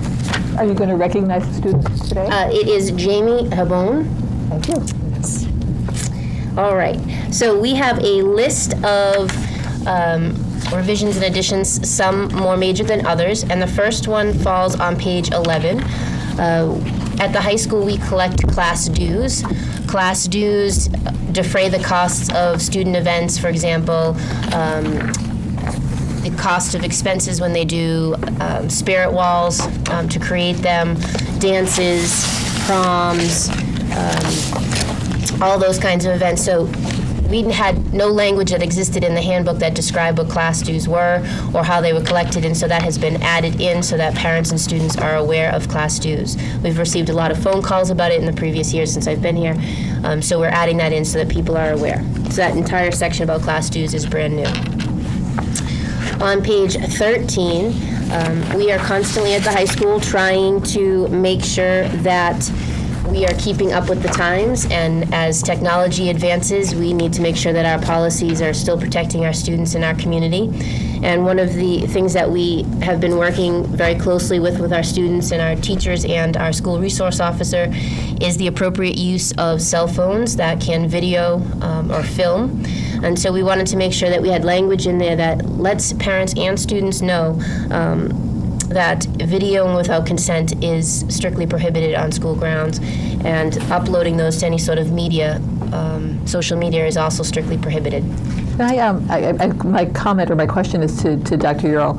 Is this something that, this sounds to me something that is appropriate as well for inclusion in the middle school, and I know we've already voted on it, but I do know that the behavior of middle school age students is such that they don't think of the consequences of posting to social media and video. That's a great idea, Mr. Sadie. So I remember reading something in the high school one that I had wanted to mention, and now I know what it is. Will you just read that again? I was making my notes for my own presentation. I'll just send it to you. Okay. Thank you. Also on that very same page is, like Mr. Colantonio had in his program, the Extended School Day program, which for us has a slightly different name than his, but is the same. Our students who are in the 9th grade who are failing 2 or more of their classes will be enrolled in this mandatory after-school program. And their entrance and exit will be based upon either their progress report or term report cards as they pass those classes. And we're focusing on grade 9 because grade 9 is their foundation year. And when they stumble in that year, it sets them up for failure for the rest of their high school career, 5-year graduation rate or dropout. So we want to make sure that we tackle them and get them on the right path early. Does that go for all? I mean, I know you're hitting here in the 9th grade. Are you saying that once you get them through the 9th grade, and if they have to go through this summer school program, that you basically never have that problem again? We hope so. The statistics show that if students have a successful 9th grade and make it through and are not retained in the 9th grade, that they make it through high school with very few issues in terms of retention, dropout, 5-year graduation rate. So we hope so. We hope to see a decline in our retention rate, a decline in our dropout rate, and a decline in our 5th-year graduate population. Very good. Thank you. On page 14, we have updated our graduation requirements to include the class of 2018, which is our incoming class. We have successfully implemented an 8-period schedule, which is excellent news for the high school community. That's right. But because we have included an 8-period schedule, students can take up to 40 credits, which is significantly different than what they're taking now. And so we need to make sure that we are holding high standards for our students. And so the graduation requirement has been increased to 120 credits for graduation. And each of the credits per grade in order to be promoted to the next grade have been increased by 5 credits or 10, depending on where it stands. We want to make it reasonable, make sure that, keep in mind that for our grade 9 students, they are going to be required to do that after-school program if they're failing 2 or more classes, which would be in line with 30 credits. If a student does happen to fail 2 classes, they would still potentially have earned that 30 credits to move on to the 10th grade. So all of it is very well aligned throughout the book. And you'll also see that when we talk about our eligibility requirements, everything has been lined up to match. So, of course. tell Go them? ahead, please. So does that alleviate when children say it's the last period and we're not getting credit, so I don't have to take it serious? Oh, every class counts. Yeah, but they usually do that on when you have an extended time. If this makes sense because it alleviates them from doing that. A lot of time with this extended time, they'll say, well, this is not a part of the school, so we don't have to be as focused. So this is great. Perfect. Thank you. Is credit is different than class hour? They're pretty much the same in language. Can we use the same? Yes. Because all students must take a minimum of 35 class hours. Yes. So what's credits? The same thing. One period is how long now with the 8 periods? Oh well, you mean in time? Yeah. The block of time? Yes. Well, if you would like, I brought some copies of the 8-period schedule just in case you had questions about it. So if you would like a copy, you can have it, and they're colored, so it makes it a little bit easier to read them. It does look very complicated, but I guarantee the students will get it very quickly. They usually pick these things up faster than the adults do. So you'll see that in the schedule, it's an 8-day cycle. 4 of the days, all 8 periods meet, and on 4 of the days, only 4 periods meet. So the answer to your question, well, it depends which day it is.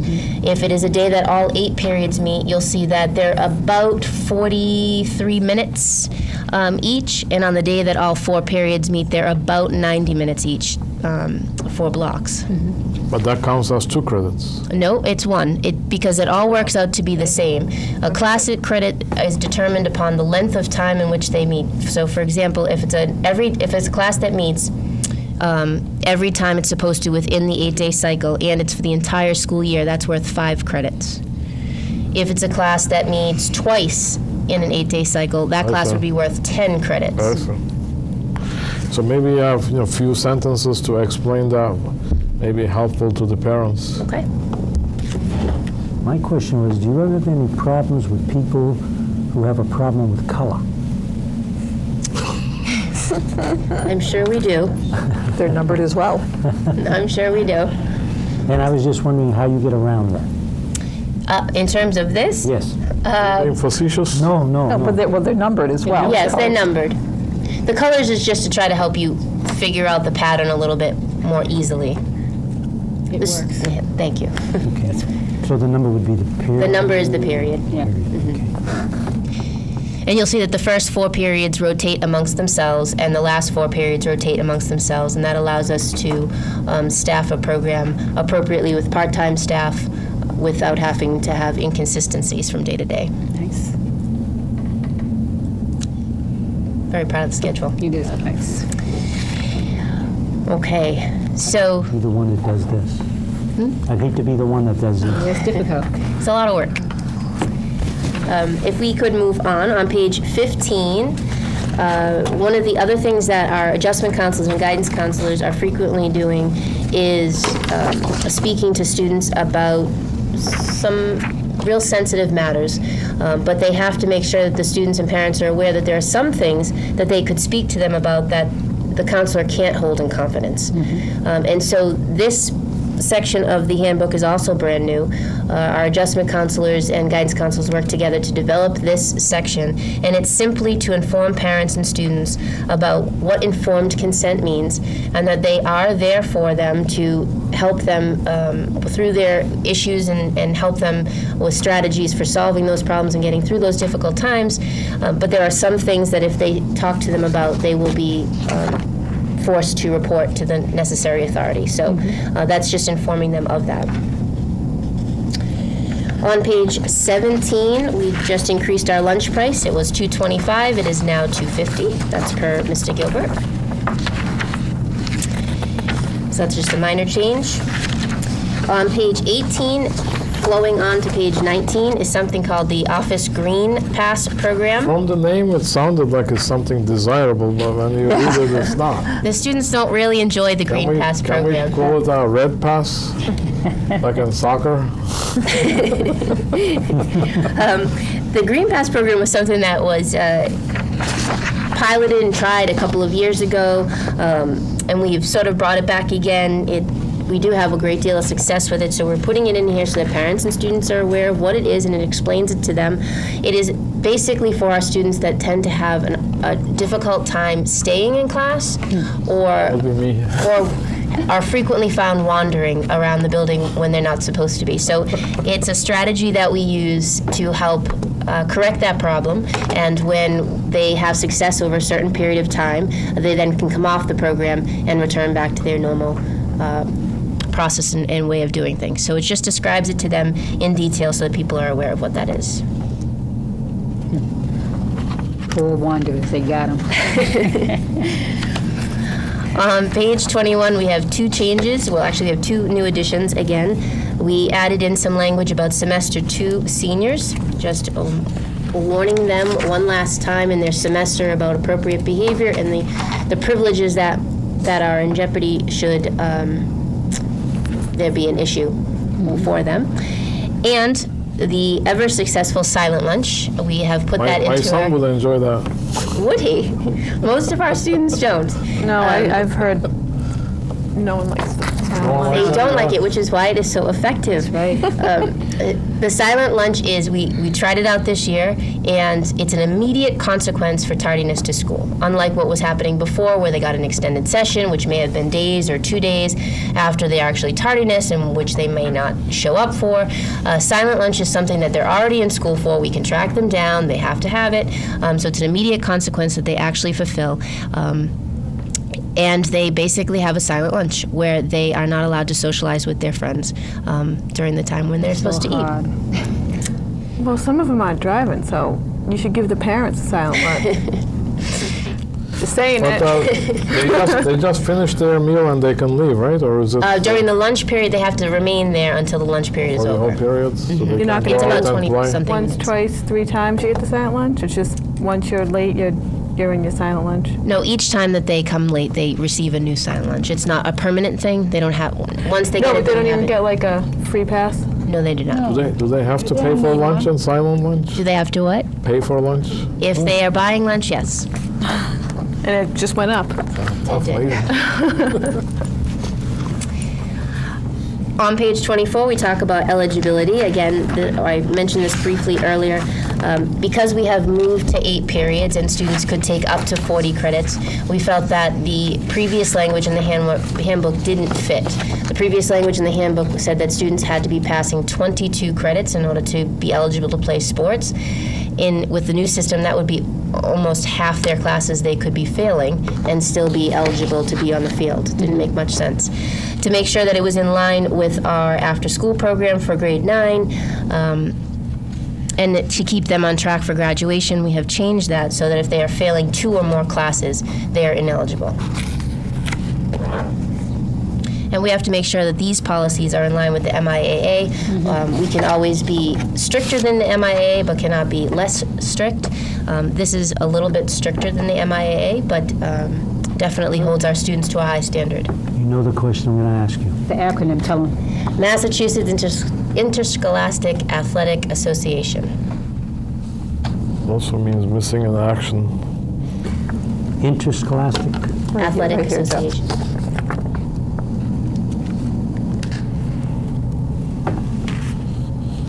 It's at the top of page 24. Oh, is it? Then on page, what is coming next? 28, we updated our electronics policy. We have now included language about tablets, laptops, headphones, earbuds, which is new. And then the only other piece of this that we altered is that we've been trying out new things with electronic devices. Many students are coming to school with computers in their pocket that are highly capable of doing great things. And so we want to make sure that they're a tool that can be utilized if it's appropriate in terms of academic reasons. So this past year, we allowed them to use them in class if the teacher deemed it academically appropriate. This year coming up, we've extended the use of these devices to be allowed to be used in the cafeteria during lunchtime appropriately. What's an earbud? The little pieces of like headphones that they stick inside their ears. Oh, okay. You can tell I'm electronically savvy. Okay, any questions about that? No. Okay. On page 33, we just updated our tardiness policy to include the consequence of silent lunch. Oh, no. Previously, that was not in there, so we just updated that one sentence to include silent lunch. So I see a Dean of Discipline there. Do we have a Dean of Discipline now? We have the current structure that was in place last year. So we do have a Dean of So we Discipline? still have the part-time teacher, part-time dean. On page 35 to 36, like Mr. Colantonio referenced, the language here has been revised to reflect the changes in the Chapter 222, 37H, and 3/4. So some of our definitions have been changed or altered. We included a definition for Saturday school, which was not previously in our handbook, and it is something that we use as a deterrent as well as to buy back for attendance purposes. We reflected in the short-term suspension and long-term suspension the new definitions according to the law. Included the short-term due process and long-term due process, which was already in there, except we had to include the new language, and as well as the education services and academic progress piece that Mr. Colantonio already spoke about. I have a question about the Saturday school and student detention room. Yes, sir. Is it just they come and sit there, or is there any instruction going on? In Saturday school, they are encouraged to bring work assignments with them that they can be working on while they are there. And in the student detention room, we organize with their teachers to have work submitted to them while they're there to be working on. And there is a teacher who supervises in both situations and would be available for questions. Would it make sense to, I'm not talking about the handbook, but just in general question, if we are making them sit there, can we be teaching them something? Yes, they have work to be doing that they're missing from their classes. If they're in student detention room, it is a consequence for poor behavior. And so they are learning a great deal by being there. Maybe not in their content area, but they are working on their content work while they are there.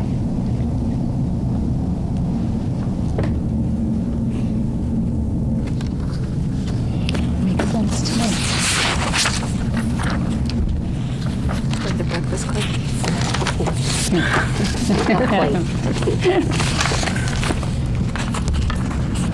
Oh, are you done? I am. Any questions from the board or suggestions, recommendations? I have a general question. Yes. I did not search the document thoroughly for the incident, but I noticed that it had come up in both of the prior ones about the change from the My Payment Plus to Parent Online. Okay. And I didn't know if it at all, I didn't see that it referenced anything like bus or what the other payments are that are eligible, lunch payments.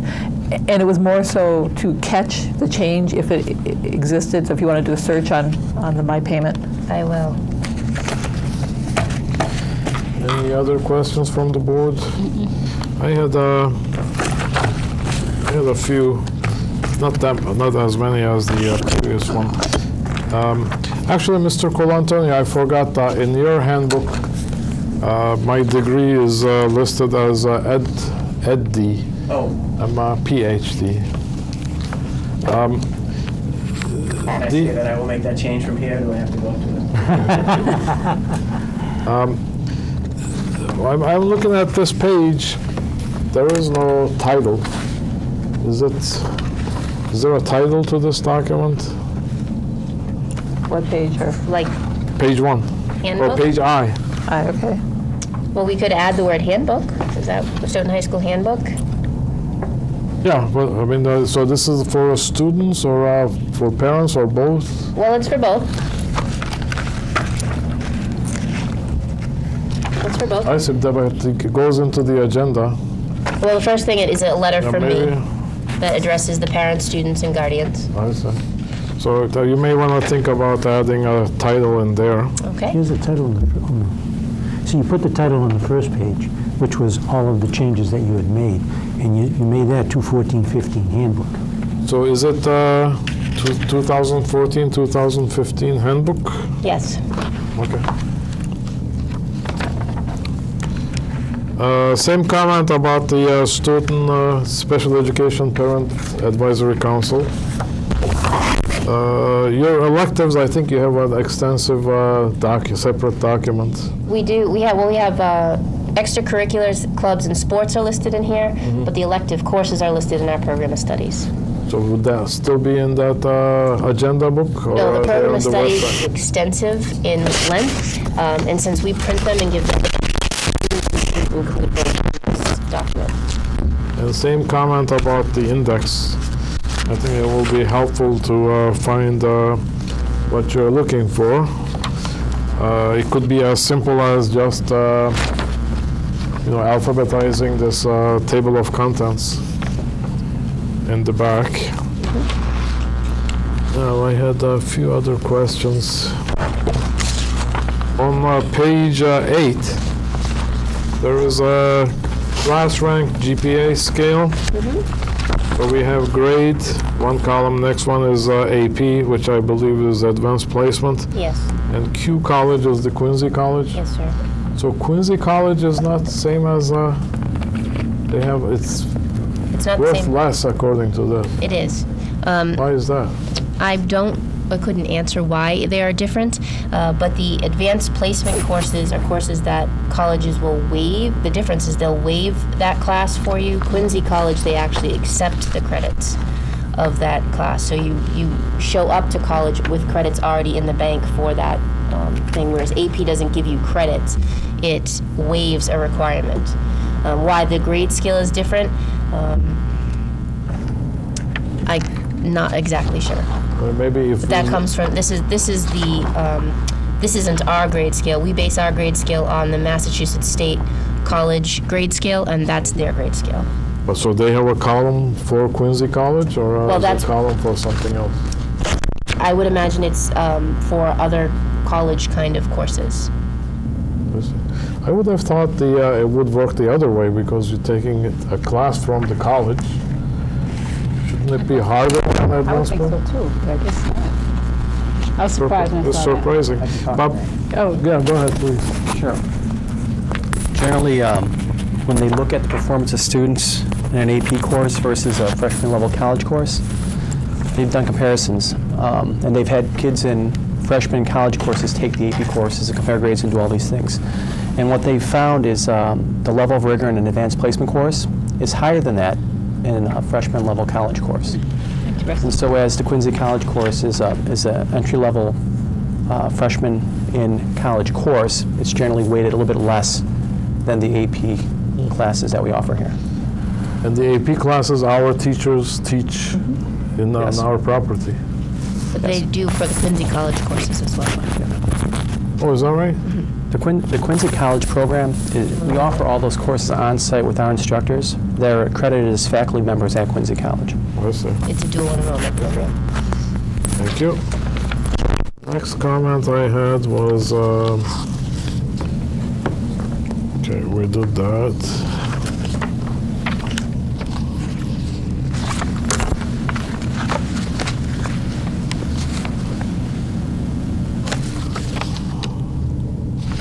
I think I asked my other ones already.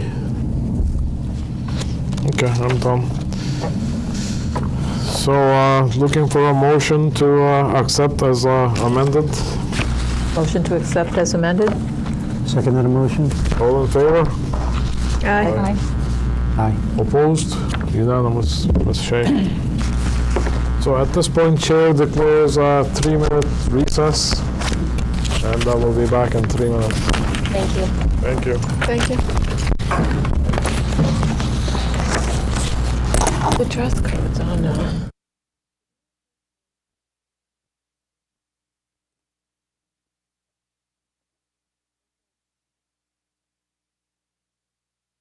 Anyone saying? Welcome back. We are on item 7 of the agenda, which is, it's item 6. Joe, you're confusing me. Well, Policy manual development by MASC and Mr. Ford. As you may remember, a few meetings back, we had a discussion or we had a series of discussions regarding updating the district's school committee policy manual and bringing in alignment, in particular with the coding system that's available through the Massachusetts Association of School Committees. So I did contact them, and I had a couple prolonged discussions regarding this, and I had them send a proposal for a policy manual development. What this represents is us sending them all of our existing policies, as well as documents that relate to school policies, such as our collective bargaining agreements. And what they'll do, in working with the liaison here in the school district, is they'll put up all of our policies side by side with their own policies, cross-reference the whole thing to things such as our collective bargaining agreements, and give us a series of recommendations on whether we should maintain our current policies or adopt their policies. And this, what I'm talking about is our existing policies.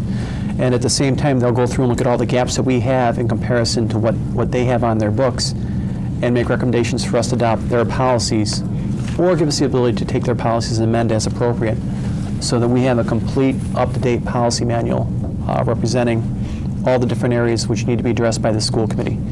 And basically, through their proposal, it would take between 18 and 24 months. There would be a requirement that there's periodic school committee review or a subcommittee review, and you would have to appoint a project liaison officer. One of the other things that they did is I had them break it down so it'd be three installments, so we'd be paying for this over 3 years at $3,500 per year. And although we'd be paying for this over 3 years, we would ideally have a functioning and complete policy manual at the end of 2 years. Possibly sooner, but I think 2 years is realistic. So. Okay. Any questions, discussion from the board? I'm sorry, did you, oh, here it is, $10,500, is that what it'll cost us? Is there any way we can do this cheaper? Well, I mean, maybe we can ask the superintendent if that's something we could afford from the fiscal 15 budget. This is $3,500 from fiscal 15. I'm certainly willing to look and see if there's a place we can take it from that's in the school committee section. And then the other question is Mr. Suarez's question. I don't know if anybody else. Well, I guess there are different options that we've discussed. One is, MASC has model policies in place. So we can just use those, do it ourselves. We talked about buying the PDF version, because the one that they have is each policy is on a different web page, and I forgot there were how many, but there were many. And the PDF version was easier to work with, and we talked about buying that. It was $500. At that time, we were told we don't have the $500. And the third option is maybe it may make sense for the next meeting, have the superintendent come up with a idea, give us an idea where the money would come from, and we can also talk to the school committee attorney what would be his recommendation of what would be the best way of approaching this, because we have so many policies that go all the way back to 1960s. Then we got some more recent ones. We got Miss Shea was nice enough to put everything onto a PDF version, and that's available to anybody. That's public document available to anybody for the asking. I think all school committee members, do everybody get a copy of the latest policies? Dr. Brown, do you have a, no? Maybe she doesn't have one. I have one. You have, and Katie, you have set. Joe, you have a set. Maybe we could just make 2 CDs and give one to Mr. Soares and one to Dr. Brown. Just email. Their email? It's too big to email. Maybe that's because I think you emailed it to everybody, And then I First class didn't doesn't have a receive- size restriction on email attachments. Different people have By the different emails size too. restrictions. First class it works. Yeah. Or we can just post it someplace so people can look at it too. Let me check to see if I have it, okay? And I'll get back to you. All right? That would be the fair It is comment. posted on the website. Is it? We sent it, Where would I find it on the website? In the looking school right- committee section. I'm looking I right think. now because we did send it to Ryan, our tech director, back when you initially requested to have it put up. I'll look right now to make sure the fact is up. Because Ms. Shea had to break it down to, I think, 6 emails for me to be able to receive it.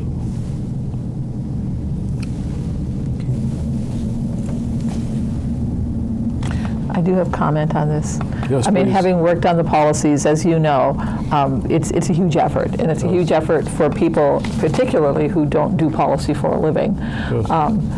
I see the value in this. I see the value in this compared to what I've heard of other policy nightmares in terms of people paying to have policies, numbered and whatever, and have paid amounts equal to or greater than this without the Yes. analysis and thought that MASC puts into this to help us align.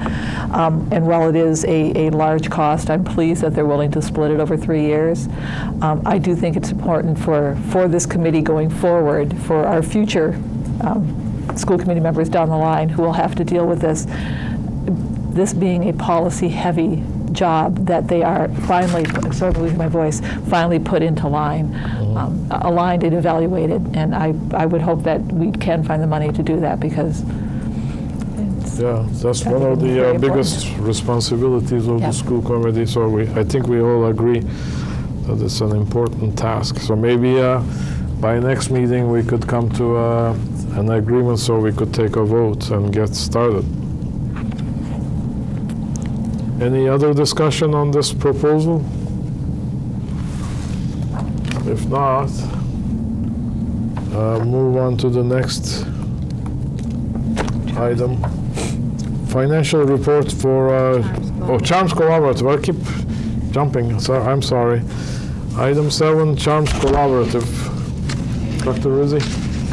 As well as being a member of the Pilgrim Area Collaborative, and we've already discussed that one. Stoughton is a member of the Charms Collaborative. And just as you had to do with Pilgrim, you have to appoint a representative to the Charms Collaborative for this year. I am currently that member, and I'm happy to remain in that capacity. However, if you wish to choose to have one of the school committee members instead be the representative to Charms, that would be certainly within your right to do so. But they need someone to be appointed to continue to represent Stoughton at the collaborative. I nominate Dr. Rizzi to Charms Collaborative. a nomination, or is it a motion to appoint? I'll make a motion to appoint Dr. Rizzi to the Charms. Oh, second, I don't know, I'm just asking you, is it a nomination or? I think a nomination is probably better in order, but either way, it's fine. And so we have a I will second it, that's the motion. And Mr. Soares, I think you wanted to go to the other one. This is also something, if Mr. Soares wants to come and get a feel for it, he would be welcome. The collaborative meetings, except if there's an executive session similar to your meetings, are all open meetings. And since the Charm offices are in the Jones School, they do take place locally. Oh, that's nice. I like that. That's easier. Okay, yeah, it certainly is. So we have a motion and a second. All in favor? Aye. Anybody opposed? It's unanimous. Item number 8. 8. Thank you, Katie. Financial report for July 2014. So this one is dated July 14. Okay. I've got a question. It says from date 7/1/2013 to date 6/30/2014. So is this the month of June? Is that it? No. This is just for the fiscal. This is for the fiscal year 13-14. Yep. So this is. Oh, is that what that means? Okay, all right. That's the whole budget year. This is This was printed on the 14th of July. It is to fulfill the current school committee requirement that you get a financial report every month. There really isn't very much that I want to say about this because it had to be printed for this meeting since that was the obligation, but we do not have all of the bills completely tabulated and all of the salaries, especially since the payout at the end of the year related to the contract and so on. So these numbers do not reflect what's actually going to be the close-out numbers, and we will have more accurate numbers at the next meeting to know that the budget is closed or close to closed, and we'll have an estimate of what money there might be left. I can guarantee you there will not be a deficit. Okay, so that we are discussing actually both of them, I guess. Well, I think that The they're other one was related. item number 9, closing of the fiscal year. One thing, what we need to be careful about is not overspend it, not underspend it. But we promised the town meeting that we'll be returning $80,000. So let's target it. So We will that, definitely be returning $80,000, and we will not be having a deficit. Okay. The total amount of what will be available to return, we won't be able to tell until all of the bills are tabulated, and the accounts payable person is still working hard on that. So Ms. Horteridas is still on vacation? She is on vacation at the moment. Okay. So we are waiting for a meeting with her. So when she comes back, she can let us know, then we can set up a meeting. But I appreciate that now there is a description column in here. That makes it a little easier, right? Is this description column going to be there every month? If you like it. Oh, I think it's the greatest thing that I've ever seen you do. Wow. Yeah. Yes, because, Well, there are even greater things that they do. well, I'm sure they are, but when it came to this, I certainly was one of those who didn't fully understand it at all, Dabble in and this is just great. But I need more time to absorb it. And this is not one that is going to have that much meaning because there's an awful lot of activity at the end of the year. So the next one will give you a picture of the closing out of the budget much better than this does. Okay. So any other discussion on either item number 8 or 9? One is the financial report. The other one is closing of the fiscal year. Any other discussion from the board? No? Okay. So we move on to, we're moving really fast. Item number 10. Superintendent's Report Oh, on West that came Elementary from School. you. Superintendent's report on the West Elementary School. So this was something that we discussed in a meeting that the two of you came to.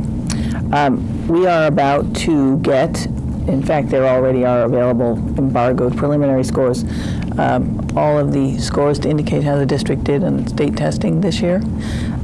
So I would like to wait until we have some real numbers to look at, and I hope that will be by August, but it may not be. In any case, I will work with Mr. Ford and the principal of the West School on this, and I believe it's much more appropriate conversation when we see what this year's work has yielded in terms of achievement results. I have a lot of reason to be very pleased with what we've seen in the preliminary, not yet released numbers.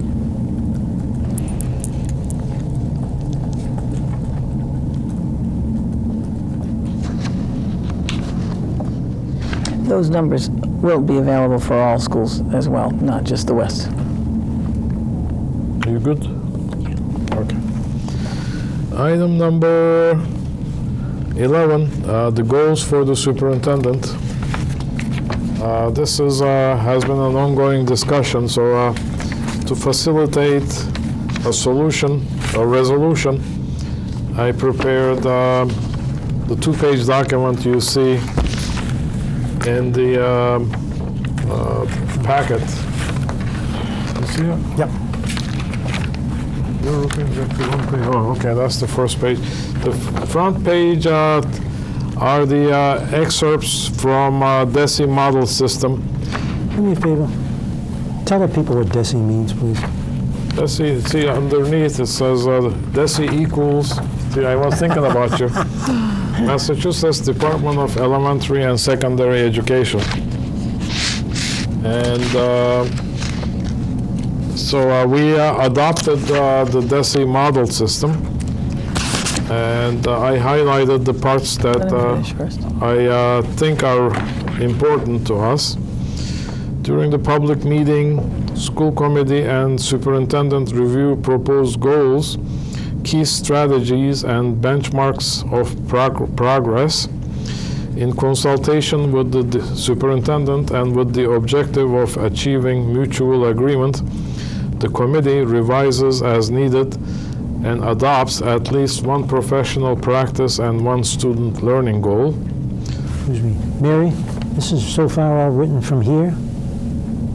I don't know if that helps you or not. I just wanted to save you from typing if you could. Yes, yes. Oh, all right. She has it. I apologize. Thank you. No, thank you. In addition, the superintendent and school committee developed 2 to 4 district improvement goals with key strategies and benchmarks.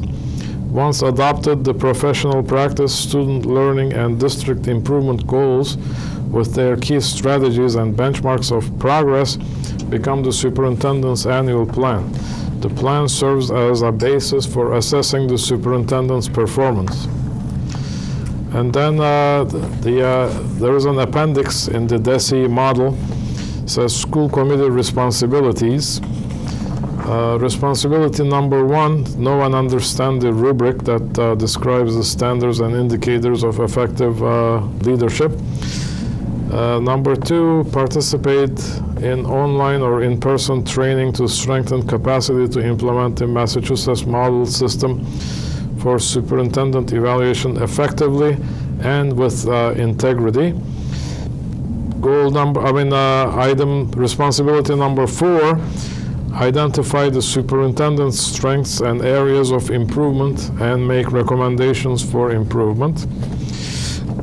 Item number 5, ensure that the goals and actions detailed in the superintendent's annual plan are A, challenging, B, measurable, C, focused on high priority needs of the district students.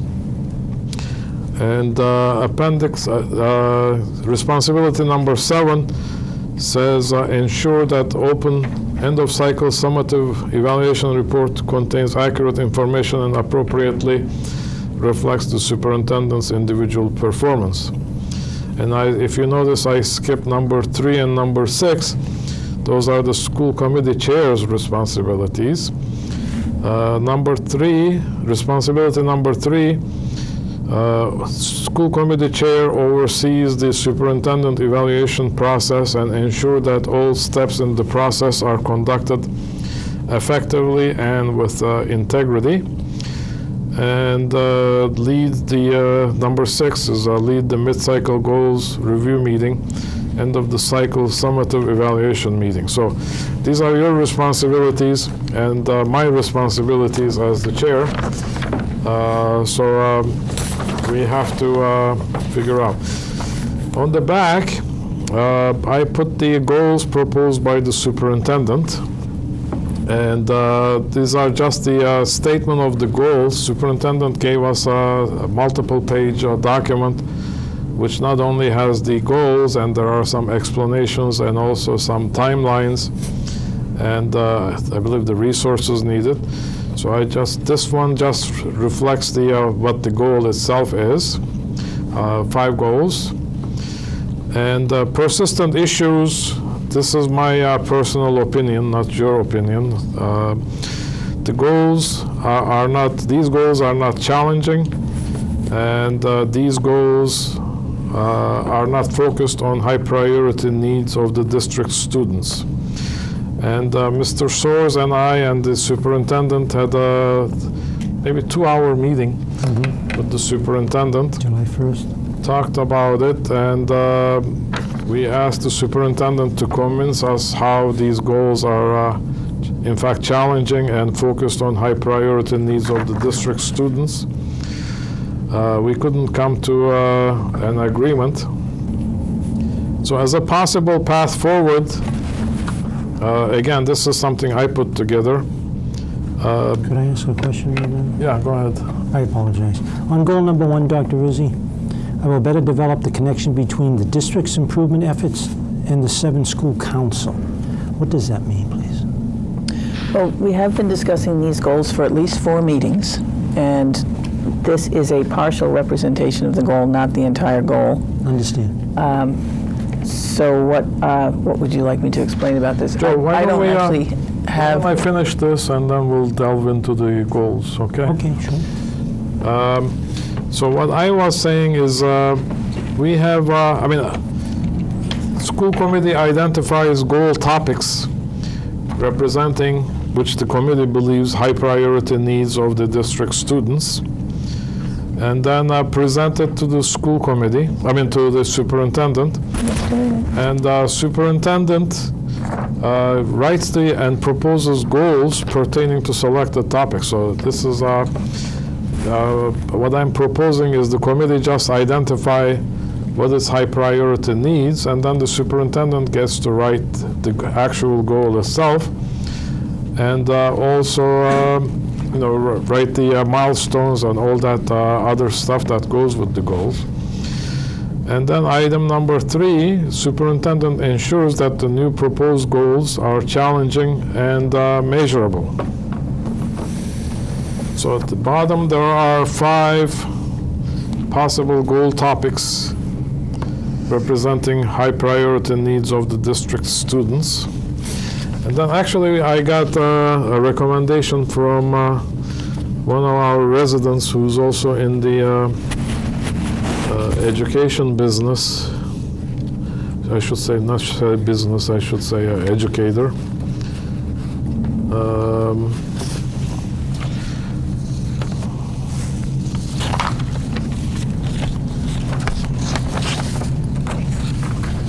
Would you pass these? No problem.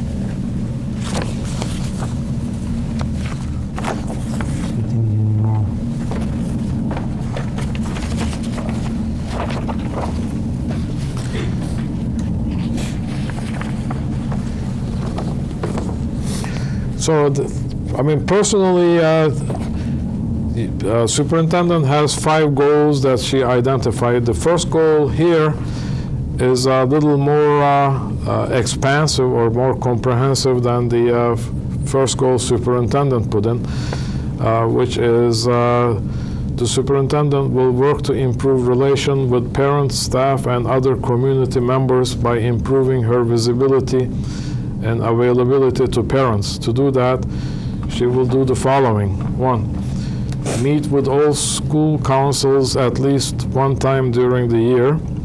2, meet with the PTAs, PTOs, and CPAC at least once during the year.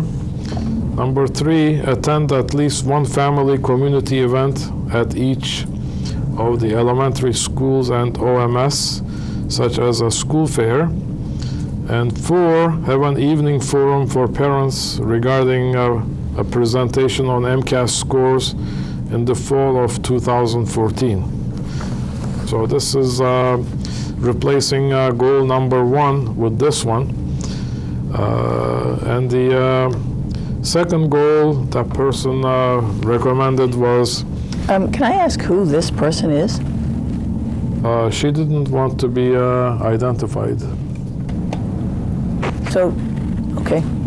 The second one is superintendent will work to improve academic achievement in the district by improving outcomes of various subgroups, such as special education, ELL, low income. All parties recognize that various factors influence outcomes, some outside of the district's control. To do this, she will do or cause the following to happen. 1, in cooperation with the administrator of special education and the CPAC, she will work to develop a special education program improvement plan, like the school and district improvement plans. 2, In cooperation with the West School Council, she will work to determine the concerns of parents and ways they will be addressed. And 3, she will work to increase enrichment opportunities for elementary students so that all students have access to them. So you had, the superintendent had a goal related to enrichment. So this one expands that. And to me, this would be, to me, that looks challenging and related to district's children's needs. So again, this is just my opinion. Otherwise, if we can't come to agreement, we'll just continue spending, arguing on the goals. Dr. Rowan, Yes. could I Mr. Ford, you're not really part of this discussion, but I'll give you a leeway a little bit. I believe I have something that's very significant to this particular discussion. And all this is based on the model contract language put out by the Department of Education regarding the superintendent's evaluation. And I know she wrote excerpts from the DESE model system adopted by the Stoughton School Committee, but the school committee didn't actually adopt the DESE model language. No. What did they adopt? Well, they Adopted the this. I actually made a copy of it because I saw this. evaluation process that we adopted in March. Would you like me to hand this out? I know it's been handed please go out ahead. several times before, but I did make a copy in case people didn't have a copy of it with them. The superintendent and the school committee actually, there was model contract language brought forward by Ms. Husseini when she was the chair, and the school committee actually voted this evaluation cycle as the superintendent's evaluation cycle, which means that the DESE model system isn't necessarily relevant to the superintendent's evaluation in Stoughton because the school committee voted to adopt an alternative evaluation system. Mr. Ford, I appreciate what you're saying, but this conversation is with the superintendent, so I would like her to be the party to this discussion rather than you taking the advocacy role. So it'll be best that the superintendent talks to us, explains to us, and I came up with I spent time, I came up with a possible path forward, and maybe superintendent can come up with another possible path forward. And I put in, what are our responsibilities, and you are saying they are not our responsibilities because we didn't adopt them. I mean, let's resolve this and move forward. I mean, Dr. Rizzi said that this is the 4th meeting, and I don't want to be, I don't want to do this forever either. So let's resolve this by the maybe hopefully next meeting. Dr. Rizzi. Well, I will say what Mr. Ford said, and that is that the model language was a model language that people took and then created their own evaluation from, keeping in mind the state regulations, the requirements, and so forth, because we're all obliged to use the same system. Your statement of the goals here is somewhat truncated, and the full goals are more extensive than what you have there. I would disagree that they are not challenging. I think they meet all of the requirements of the system that we have adopted and the state law. I have not been convinced at all that any of the things that you have here are appropriate and that they're measurable or technically smart goals. So it's not, I don't see this as a way to resolve the issues that we have around this. We have had multiple meetings. People have had plenty of chance to have input on the goals. Most of the folks who have had input in the goals will see them reflected somewhere, their particular interests and so on. There are certain things that don't belong in the goals because the structure the state has given us is very, it's pretty clear cut, and there aren't a lot of leeway, and there have to be action steps, there have to be ways that things can be measured and so forth. So at this point, with having had an opportunity to talk about this for many weeks and people to go over these things and understand the process that was voted and so on. My recommendation would be that there be a vote taken on the goals. For all of the years that we've been going through this process, Dr. Urell has always had a different view on the evaluation process from others, which is certainly very legitimate. But there may be the will on the committee to adopt these goals as we have discussed them over the last however many times. And if that doesn't turn out to be the case, then we will have to continue talking about it at the next meeting, and I will seek some advice from the Mass Association of School Committees and see if I can find some kind of suggestion that would be useful from them. But I believe the goals are appropriate, and they are very certainly related on the high priority needs of the district. And it would be my suggestion that you adopt them at this time so that we can go on to the actual implementation of them. Now, we had a discussion, 2-hour discussion, was it on July 1st? Yes, it was, sir. And We came to no agreement. we came to no agreement. Well, Then we also you. asked you to, sell it to us. How do you, maybe we don't understand this. I Explain to us how they are challenging. And you didn't do that either on July 1st meeting. No. So if you want to do it here, we can do that. If you want to set up a meeting, another meeting to follow up, we can do that. Or if there's the board wants to take a vote, I'm not going to settle for because our responsibilities are clear on the other side of the page. I'm not sold. I'm not gonna. But again, like you say it, I'm just one member of the board, and I will continue chugging. I will, if there's a vote, I will continue criticizing that such a vote. I have a question. Yes. On one of your goals, I'm not sure which one it was, isn't meeting the PTA, PTOs, isn't that part of one of the goals? I Yes. believe I asked that because I And not wanted- just the goals, but also the standards. And the 4 standards, one of them is family and community engagement. And engagement is an indicator that in the proposed goals. And professional culture communication is there. In fact, I do those things, but what I'll be doing is just providing evidence of them this year, and add the work with the school councils and the development of a district-wide council. So you have every intention of trying to attend a PTA or PTO SPAC meeting? At CPAC. least. CPAC. At least one. It's certainly my custom to do more than that. Right. And evidence will be provided And of maybe those go into things. some of the school fairs that they have. Yes. But that's not part of your goals as stated in your goal statement. Could you show me where it says you'll go to PTOs? Could you show me where you would go to a CPAC meeting? Would you show me where you would go to the There are fairs? not numbered PTO and CPAC meetings, but under professional culture and communications and family and community engagement, there will be evidence provided that those standards and those indicators have been met. And the first goal does involve school council meetings, and that's where the decisions related to the schools are. So there will be evidence of those things.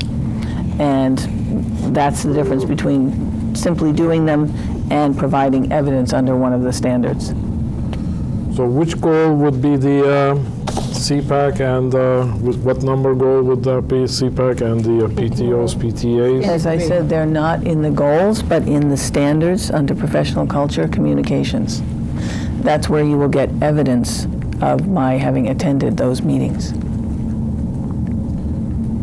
And then you'll evaluate whether the evidence meets your expectations. Not your expectations, but the expectations as compared to the rubric, which is also in the process that you've adopted. I'm sorry, I have a question. If it's not stated in the goals or somewhere, then how do we know what you mean? Because under standards of professional culture and communications, that would be an appropriate place to bring evidence of those things. Why would you object to putting these in the goal number 1? I'd like to add if I I may. wish you would. Because the goals, as I see it, and as per our process that we discussed last year, relate directly to the entire process of planning for improvement, from the school improvement plans to the district improvement plans to the action plans. And that is where I feel that Dr. Rizzi did a great job at pulling her 5 goals from, standards aside that are part of the evidence. And I look at goal number 1. And like I said, I am aware that Dr. Rizzi goes to the PTO meetings and to the family events and to the school fairs. So I don't find that to be particularly challenging. And if somebody is laying that forward as a goal, I think that's less challenging than the one that's given here. But goal number 1, throughout the school year, I will better develop the connection between the district's improvement efforts and the 7 school councils. I've served on school councils at every level in this town. They are a varied group in terms of how they were approached. I know that since I've been on the elementary councils, they've certainly tightened up a great deal and have clear direction. But what we haven't had in the past is a unified direction working towards that district improvement, which is what Dr. Rizzi is, to me, saying she wants to accomplish here. The school councils play an incredibly important part. I think the development of a district-wide or system-wide school council is an excellent addition to this. And I am looking forward to the kinds of information that we will see come forward from a unified goal and from school councils that are focused on district-wide improvement instead of just the microculture of their one school. And I have had conversations with folks, and I certainly have talked with Ms. Nokian about this, and it is under that standard and indicator that it would be appropriate to provide that evidence. So we've talked about it a number of times, we've talked about it individually, and we've talked about it here at this meeting, which is broadcast and recorded. So everyone who is still watching has heard me say that will be part of the evidence, and therefore you have certainly a means to consider that accountability. You have my word, as does everyone who's watching. Well, I disagree with Ms. Husseini because, first of all, the school council has typically only 2 parents, and then usually 1 person from the community. The rest is teachers and the principal. So that's not. We would like to get the. We are trying to improve the relation of the superintendent with the parents and other community members, so that's a really small subset. This is about improving... I'm not finished, Ms. Husseini. So the idea is, we are just, what we are trying to do is just to improve the relationship of the superintendent with these people. And I can't believe that we are arguing not to put add these things to that particular goal. Superintendent said we talked about it. That's true. We talked about it many times, but she just came up with these 5 goals, and she won't budge. She doesn't want to change any part of it, and I take exception to that. I'm trying to find some medium ground so that the superintendent listens to the input. Ms. Enochian said she wanted the PTO. She says it's all in there. This is Could mentioned. you write that in the goal? Yeah, that's what we are saying. May I? Yeah, please. With all due respect, I find it hard to believe that adding what she already has been doing to a goal makes it more challenging when your criticism of the goal is that they're not challenging enough. No, but you're saying that you don't think meeting PTAs and PTOs and... Oh, no, I did not say that wasn't important, and that is part of the evidence of yes, there'll be for these goals. There will be evidence for all of the standards, concrete evidence. There'll be. I think that's just what Dr. Yarrell's trying to put down there to see. But to me, what's measurable here is an improved district improvement planning process based on the fact that she has input and has relationships with all these different groups and meets with them. to me, the outcome is, that's measurable, is this improve, and again, we have SMART goals have to be measurable. Checking off a list and saying I went to each of the PTO meetings, to me is quite honestly not a very challenging thing, nor is it measurement that means a whole lot to me. I believe that would be challenging because she's going to be sitting there with parents. That's right. And there's going to be challenging questions. She's already doing that. No, she's not. Excuse me? She's not. You were at every PTO at least once this year. No. And in all the other years that I've been here. Yes. So what's the harm in including that? Where's the challenge? I disagree with you because that's exactly where I started. Yeah. She wants to go to 7 school council meetings. Where's the challenge? She wants because to it is to implement a district improvement. Well, you said, you asked, where's the challenge? She wants to then form a district improvement council. Where's the challenge? You just appoint somebody. Yeah. Where's the challenge? So I wish the superintendent was willing to listen to the committee and then maybe explain it better where the challenge is, or be accepting of the input. Apparently, we're not understanding what the challenge is. Now, I understand you, Joyce, and I heard everything you said. But I'm having a difficult time understanding the challenge. So the challenge, as am I with the one that is laid out here. I don't see. Challenge and focused on high priority needs of the district students. So what I like to do is I leave this with the superintendent. We got 2 proposals here for goals, and then she has her 5. If she accepted these 2, maybe reword it, then include the 3 of her choosing, I think we could come to resolution next meeting. And if the superintendent is willing to talk to us, we'll be happy to sit down and talk some more. Or we could continue this discussion at the next meeting. I think that's probably the way forward. Just to let you know, Dr. Rizzi, I'm at your pleasure. Thank you. Okay. Next item is the acceptance of minutes. I had one member said he or she did not have time to look at those. That was me. So what I'm going to do, being late hour, and then we have an attorney that we are paying by the hour, I suggest we defer them. Thank you so much, Miss Shea. That was really great work. I never expected this much. I was amazed. But let's defer. I thought you were real. Let's defer it to the next meeting. Correspondence, Madam Vice Chair, do we have any correspondence? No. No. Other matters? Oh, you got a hand up. Sustaining. I actually have 3 other matters, and I am sorry for the late hour, but I am confused, and you told me to bring it up under other matters. Yes, please. About the removal of the approval of the Jones nurse appointment from this week's agenda. And I'm concerned because our next meeting isn't until the end of August, and it is my understanding that until we appoint such person, they are not employed, and I would be concerned that that person would find other employment, as would any other candidates. Because we are coming in on the beginning of the school year. Okay.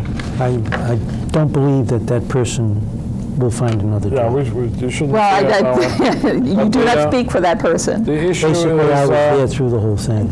The issue was that I asked for certain information to be able to make up my mind. That was on Thursday, and then I haven't heard anything.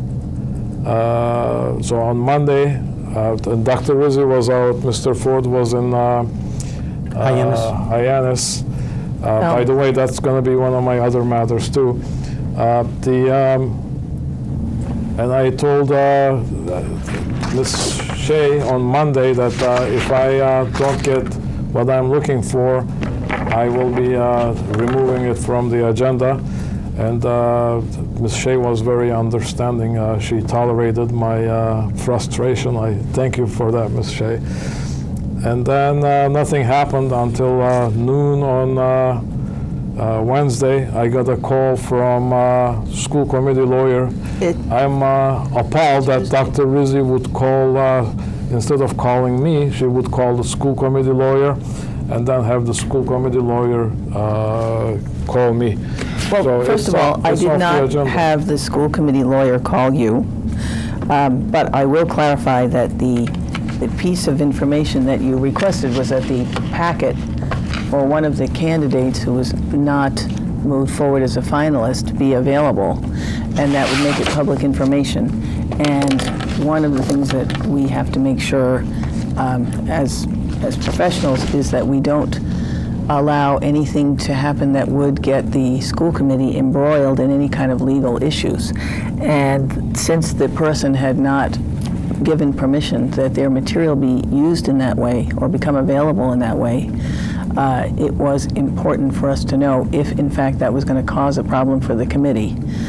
Since people don't agree to have their material, their name, their applications made public until they become finalists, and that's an agreement that goes with being a finalist.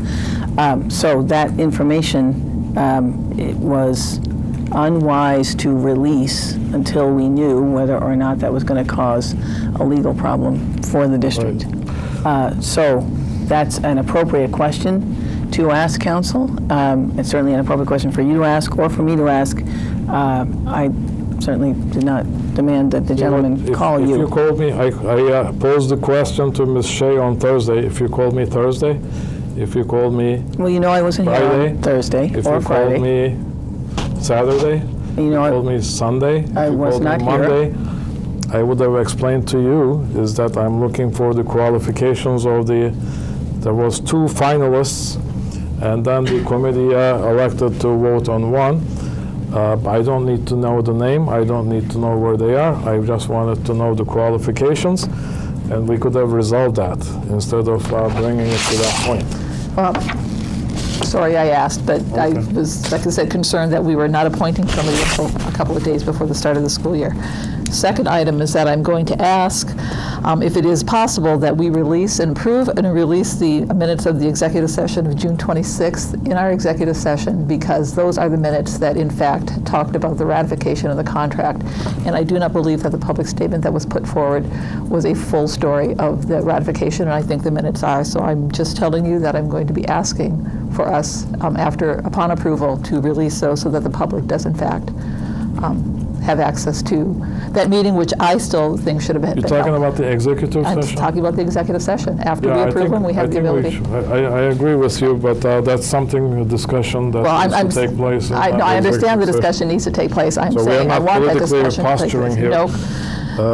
Nope. Go No. ahead. And the last item, and this one really upsets me at a personal level, and it involves the two of you, Dr. Ural and Mr. Soares, on the Murphy Show on Tuesday, attacking my professional credentials, attacking my ability to make a living by saying that I somehow had a conflict and I was due to profit $80 million in the construction of the new Well, high that school. was a misunderstanding. I corrected that. And you did, I'm sorry, on March 13th, you published the same allegation in a patch post, and you never retracted that. You published my company's website. Joyce. You made allegations that I stood, even though on February 24th, I filed my form with the town clerk disclosing my financial interest potential should this contract move forward to the point that my company is involved sometime a year from that date. I filed those papers well in advance because I knew that this is the type of thing that people go digging for, yet you chose several weeks later to make a patch post, and then you chose to attack me. This is my livelihood. This is like going to Dr. Brown's school and leafleting. How dare you? Okay. Wait, Joe, I'll say something and then you can answer. Joyce here is referring to high school construction or engineering. I understand. And she filed a conflict of interest. A disclosure of financial interest, not a Yes. conflict of interest. So that's per conflict of interest law, she expressed that her husband owns shares in a company, correct me if I'm wrong, and that company is contemplating on... We don't know that yet. Like, the potential be that my company could bid on the process. Yep. And that came out in the TV show. And then Mr. Soares misspoke, and I corrected him at the moment. So if you watched it carefully... You corrected him that it wasn't 80 million. You did not correct him that I had made those disclosures and that this is a non-item. I also said you filed the conflict of interest form I'm with sorry, the town. you need to do more. No, you need to watch the show. I did watch it. I Don't took make any very, false very allegations. clear notes. Mr. Soares, go ahead. So crazy. Now, please clarify for me. This is crazy. If, let's assume that everything happens, and let's assume that, yes, we rebuild the school. What does your company do? My company provides civil engineering services. We work as subs to architects typically, and we do a great deal of MSBA work. What civil engineering site services generally means is sewer connections, drainage. A typical contract for us is $50,000, give or take, not 80 million. Of that, a small percentage of that is profit, and of that, it is divided between 15 shareholders.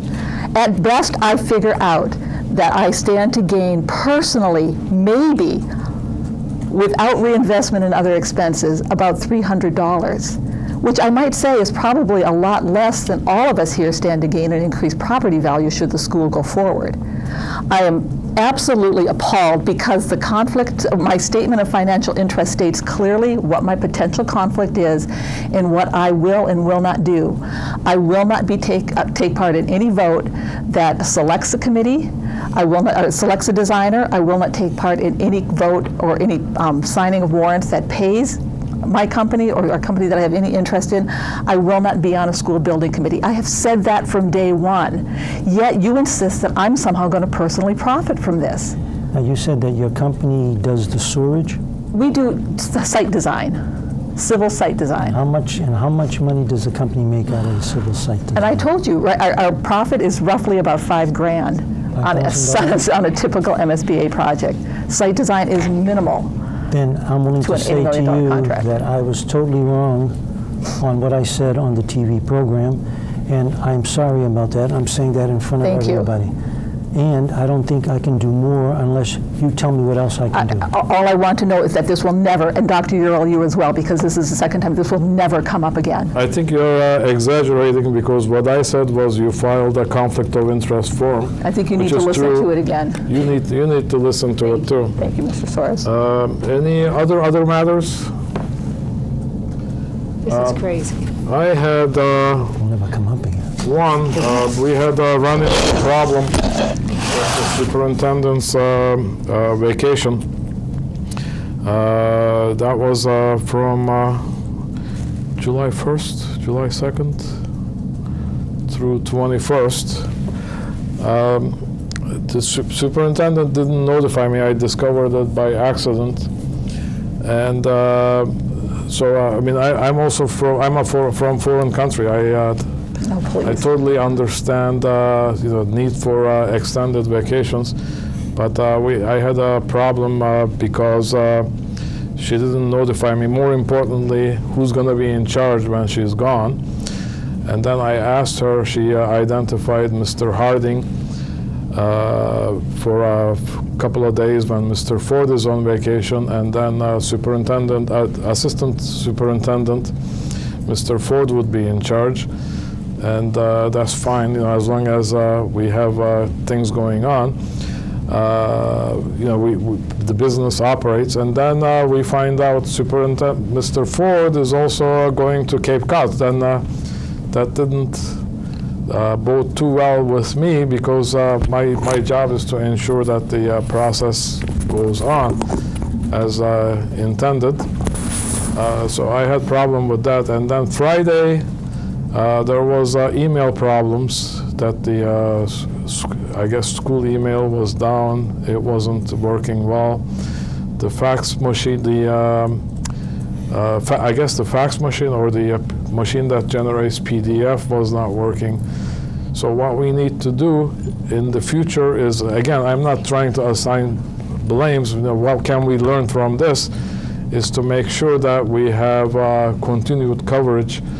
Even, people need the vacation, so I'm all in favor of that, but just make sure that things go smoothly when the key person is on vacation.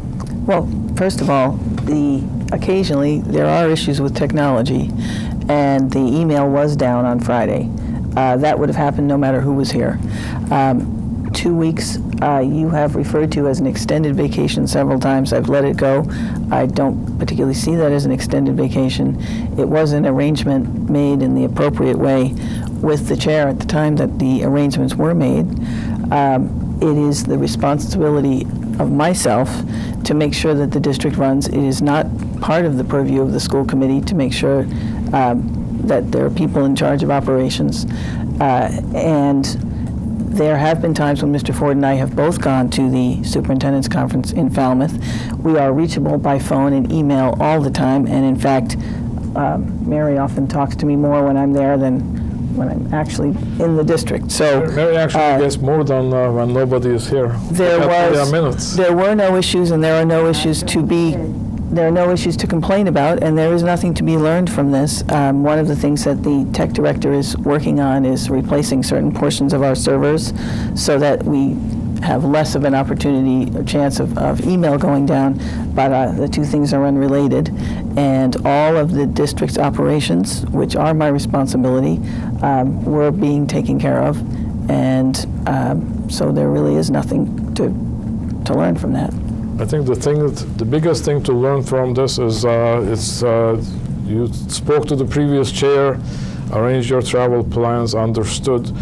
The next thing to do is, because chairs rotate, healthy committees, they always rotate the chair every year. So I'm sure you'll have a same vacation, 2-week vacation or longer next year. So I will authorize it, and then when the next chair comes in, please notify that person and assure them how things are going to be running smoothly. That's the lesson learned. I have to add something to that. Go ahead. I understand where you're coming from, Doctor, and I do believe that even though the chair does change, I think the communication has to flow. No matter what communication has taken place from the original chair that was there and that chair is gone, I think that the superintendent, whoever is in that position, I believe has a responsibility to talk to the new chair and to explain things that are happening. That is what I believe should take place. Okay, is there any other matters? If not, I would like to have a motion to go into executive session for the purpose of negotiation strategy regarding proposed fiscal 15 Unit B positions. Is there such a motion? And acceptance of minutes. Minutes, we decided to defer them to the next meeting. Well, will we be accepting the June 26 minutes at the very least, so we can discuss about releasing them? We'll discuss that, won't we? Well, we have to say if we're going to executive session to discuss that. Well, let's put it on the executive session for June 26, and then if there is no vote, there is no vote. Thank you. Okay. Is there a motion? Yes. Second? Yes. Roll call. Aye.